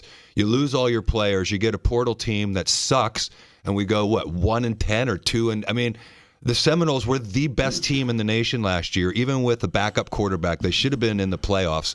Who knows what they would have done, but they earned it. And so the portal system and the subjective but the playoff portal system killed them. Sucks. And then they haven't, quite frankly, they haven't recovered from that. No, because now we have good players that don't know how to play with each other because none of them care to play with each other because they haven't played for not long enough. It's a terrible system. So, just to go over some NFL scores before I get into the Trevor Lawrence hit. And the guy that hit him, Tampa native, and had free pro-Palestinian cleats on. Yep. What a dick! And is this? I've not seen the hit, but it's you're gonna make it sick. Is it as disturbing as the Joe Theismann hit? Well, it doesn't. Your leg's not breaking in half, but when you know what a concussion looks like, and you see what happens to his body, and it freezes like up. Like a Tua deal. Yep. Yes. Arms stuck in the air, his head's locked up. God, the Bears. It's the worst. And the thing about it is, it's not just like sometimes someone's in the air, they can't stop their body movement in the air. It's an inadvertent head-to-head. This looks like a blatant. I'm taking your head off, and I'm going to pound it into the ground. We'll get to that hit next. Let me give you the scores of the NFL over the weekend. Bears, man. God. Cost them the head coach. Finally. You know what? This loss represented something good. They finally got rid of their... Listen, they've put the pieces of the puzzle, player-wise, together. They're not that far off. They played the best team in the league straight up. They were straight up with the Lions. I think first time they've ever fired a coach in the middle of a season. Yeah, like the Bears are Down 107 years. The Bears are That's it. The Bears and is it the McCaskies? Yeah, it had to happen. I mean, I guess they were trying to fire him after the Patriots game a few weeks ago, and ownership didn't want to do it. But the players went after the coach after this loss for mismanaging the clock. And when you start having your franchise players, When you lose the locker room, you're done. I mean, he lost it weeks ago, and then he seemed to have lost it even more. And the only thing that was bad was that the Bears had him do his standard press conference on, was it Friday? I think they had him do his press conference Friday and then go afterwards out. give him the good news. And then he was saying how he was going to be the coach for the next game, and then they fired him right afterwards. So, But anyway, man, I mean, it was a fireable offense. Listen. Yes. Of the last 4 games they've lost, they conservatively should have won 2 of them, and maybe 3. Well, the Hail Mary game, the blocked field goal. Yeah, I mean, all of it. So the Bears, man, the guy completely mismanaged the clock, has no situational awareness. When you're at that level, Seth and I were talking about, when you're on the highest level of the game, you just don't let high school stuff like this happen. You just don't. You cost your franchise the game. Anyway, Lions 23, Bears 20. Is Mike McCarthy still gone, Lummy, as they... his contract's coming up. 27-20 over the Giants. Packers looked good, but let's not get crazy. They were playing the Dolphins, and the minute the Dolphins walked off the bus, they were beat. They're like, man, this is too cold for us brothers down in South Florida. Like, I think the Dolphins have the same rap that the Bucks used to have, but don't have anymore, that they can't win under 40. Yeah. And the first time, oddly enough, that the Bucks broke that, I think, is for the NFC Championship game in Philadelphia. It was. Correct. And they got that ass. They sure did. Yep. Chiefs over the Raiders, Chargers over the Falcons, Steelers over the Bengals. Vikings. God, I was hoping the Cardinals won that game. Yeah. Vikings. I mean, boy, Vikings are real, huh? They're soft. Is it just a soft schedule? I don't. They're playing well this year with Sam Darnold, and I mean everything they've had, all the adversity. They're playing well, but I mean, when it looked like a 10-2 team, and go, are they like the Lions? Are they the Chiefs? Right. I don't think so. No, listen, the NFC North, with the Packers 9-3, the Vikings 10-2. The Lions 11-1. There's a big drop off from the Lions. Mm-hmm. Like the Lions are just. Yeah, the Lions should be in the AFC. That's where they're so damn good. And you know what? I'm so happy for them. A franchise that has, got a great coach. That obviously 5 or so years ago got a great general manager, made some great moves, and I'm happy for them. Even though they're in my division, I'd love to see them make it to the Super Bowl. I mean, what is there? 4 teams that never have made it? And then Barry Browns? Sanders used to play there, right? Yeah. That's the whole thing. I mean, when we were young kids and Bucks fans, they were the team that would always come and literally plow drive right over us at home. They'd have so many. Barry Sanders would go for 205. All the time. Every time. And it was I used to be a fan of his just to watch him play live because it was so incredible. And what do you he know would how do. much longer he would have played if he had a team that won? Oh, but he was I just know. getting his ass kicked. Was he just 10 years in, maybe 12? I think he's on his 10th year. Yeah. So anyway, what I think it's the Browns. Yes. The Lions. Yes. Help me out here. Texans. The Texans. And the Jaguars. The only 4 teams. Colts over the Patriots. Rodgers. Man, he just sucks. Merch Crick's got him as his God. Bubba, he looked like $1 million that first quarter. I watched the first quarter. He looked like $1 million, and then after that, it was. I don't know if I don't know if he's injured and he gets hit and he gets rattled, but I mean, as the game goes on, and that's normally when Aaron Rodgers gets more dialed in. Yeah, it gets worse, man. Being a Packer and having to play the Bears is you got a lot of tape you got a lot of memory of Aaron Rodgers, and he just never deteriorated. Not a second half guy, man. Well, the announcers were saying how he was saying how great he felt after the bye week. It's the healthiest he's been all year. And then he ripped off, 2 TDs quick in the first quarter. 42 to, Commanders. Are they for real too? Yeah, they're good. I mean, they got a weak schedule. The Titans are not for real. I was going to say the Titans are garbage. Jaguars get beat by the Texans. That's the hit we're going to play here momentarily. Rams over the Saints. Bucks. They were trying to give it away. They sure did. They were trying to just lose and choke. Yeah, nobody wanted to win that game. Nobody wanted to win that game. Eagles over the Ravens, and Niners got their ass kicked by the Bills. That's because the Niners quit the minute the snow came down. Are the Eagles back again, Seth? Yeah. Oh, look at Eagles that, are right? back. 10 and Eagles, 2. Eagles are back. Big Eagles win are over the tough. Ravens. And they're like gelling at the right time, right? Yeah. Yeah, they're gelling. Okay. When we come back, man, this Look at that. guy, was it Al Shair? Is that his name? Yeah, we'll go with Is that. he a linebacker? Yeah. He just signed his- a 3-year, $34 million contract. Will the league be having a discussion with him? Sure will be. With his free, I mean, I know you're allowed to wear any type of, during the cleats week where you can wear any type of cleat you want. The NFL waives all regulatory uniform codes, and you can support whatever cause or your own cause or put your mom's names on your cleats or whatever. And I don't know of anybody other than this dick that had free Palestine, Free Palestine shoes. Pro-Palestine shoes. Pro-Palestinian shoes. Look at that elbow, Bubba. Oh, I can't wait to see the hit. We'll go through it next. If you liked that segment, then you'll definitely like the new redesigned BubbaArmyHQ.com. We'll be back to the Bubba the Love Sponge show after this.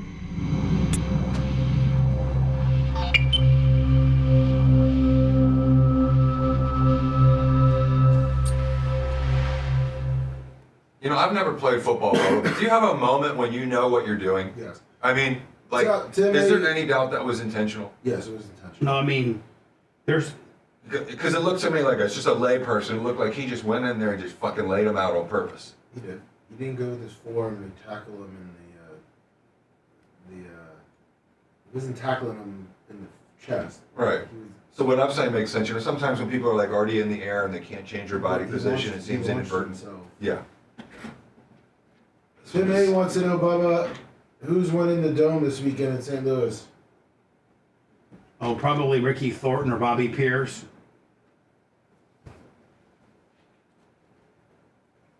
The ladies' choice, Bobby Pierce? He's not the latest choice. Oh. That was Bobby Boyce. Oh, Bobby Pierce is the smooth operator. Sorry. Bobby Pierce is smooth operator.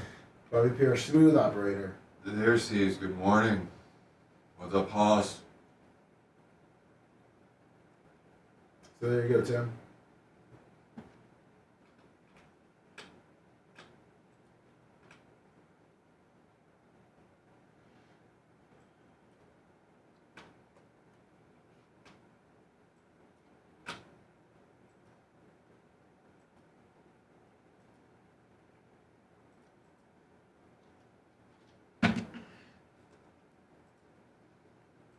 That's funny, Kenny. At least he didn't carry a flag to the center.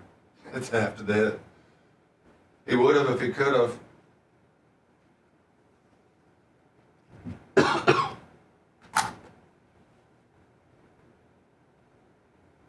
You as well, Glenn Longnecker. What's up, buddy? Family boy, Vernon. Let me. Did we get the doctor Remy Lack this morning? Yes. for 100? Yeah, this morning.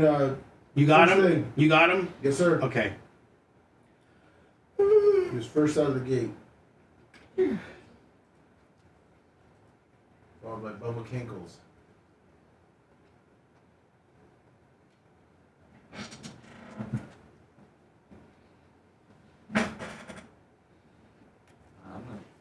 I'm not for taking the He is Saudi. physicality out of the sport, but there's certain things you can prevent. Well, the guy's just known for being. He's had a history of those kind of hits, doesn't he? Yeah. I guess he did it at Sunset meeting, which is some Bubba punched on Sunday like it's a late hit against Caleb Williams.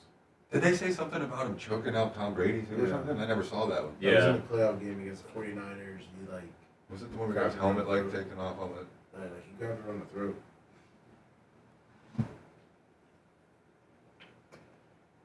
I said that to Bubba too. So that's that over. That's a big deal. 50 short stroke for PA. It ain't easy to get 8 wins strung together in the NFL. So DDP for life.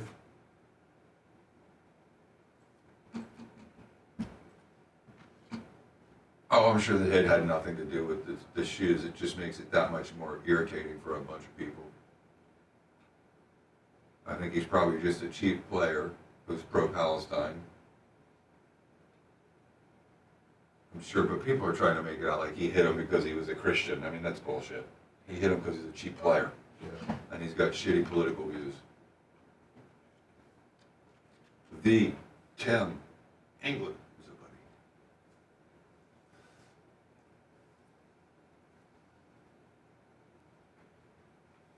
So, Bulldog Tommy, that's right, David Slave.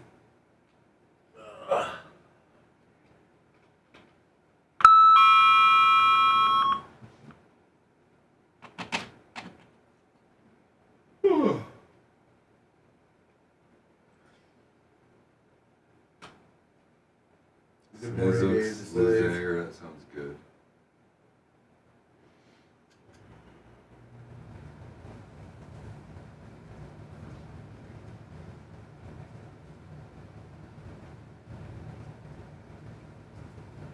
Oh, Tim Walker.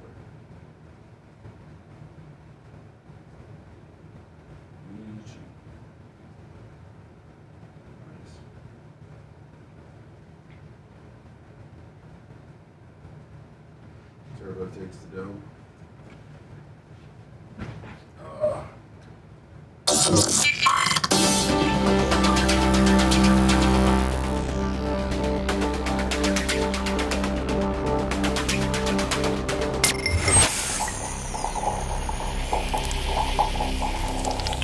Broadcasting live from the Aquabedo Studios. Aquabedo.com/Bubba. It's the Bubba the Love Sponge Show.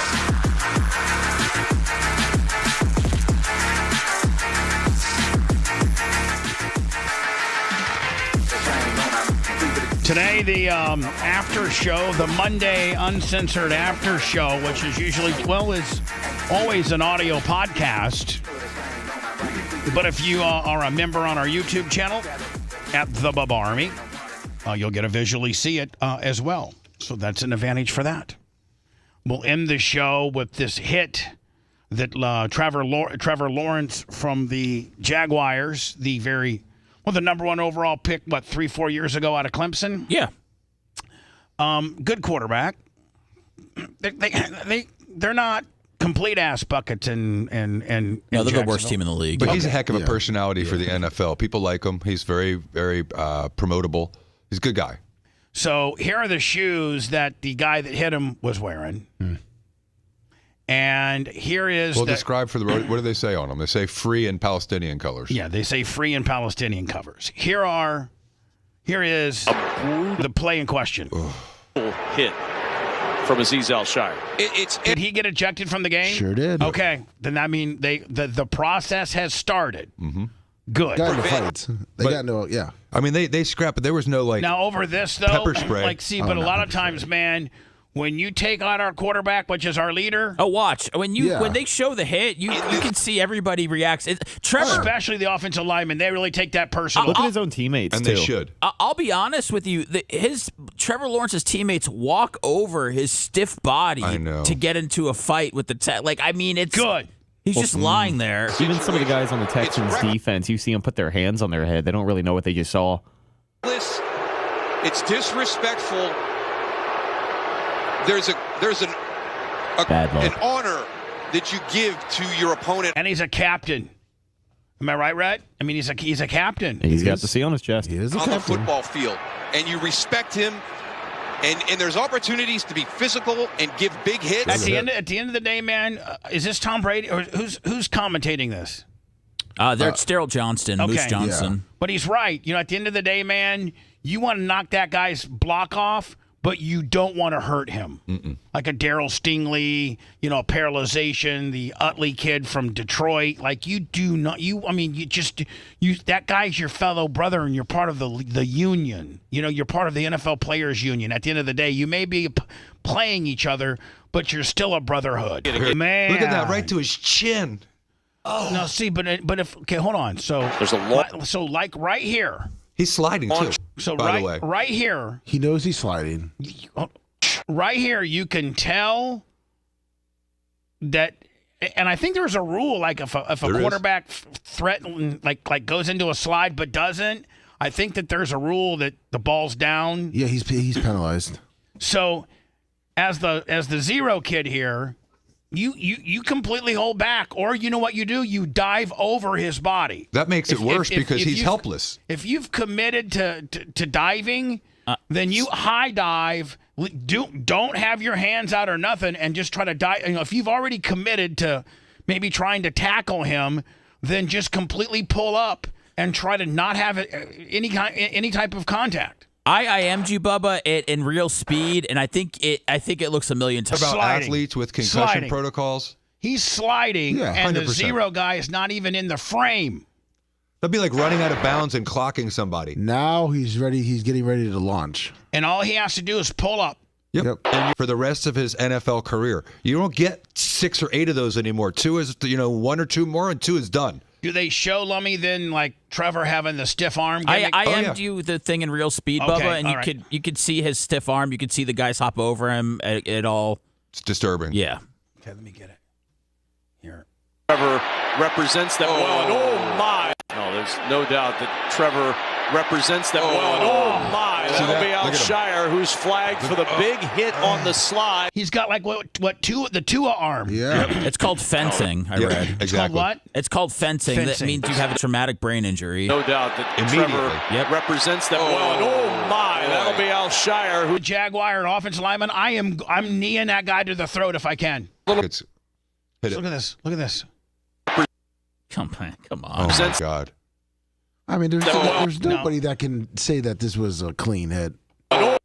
No, and he apologized, and he's also now he's playing the victim card because he's saying he's getting Islam hate. Oh, well, you might get Islam hate when you wear, free Palestinian cleats, buddy.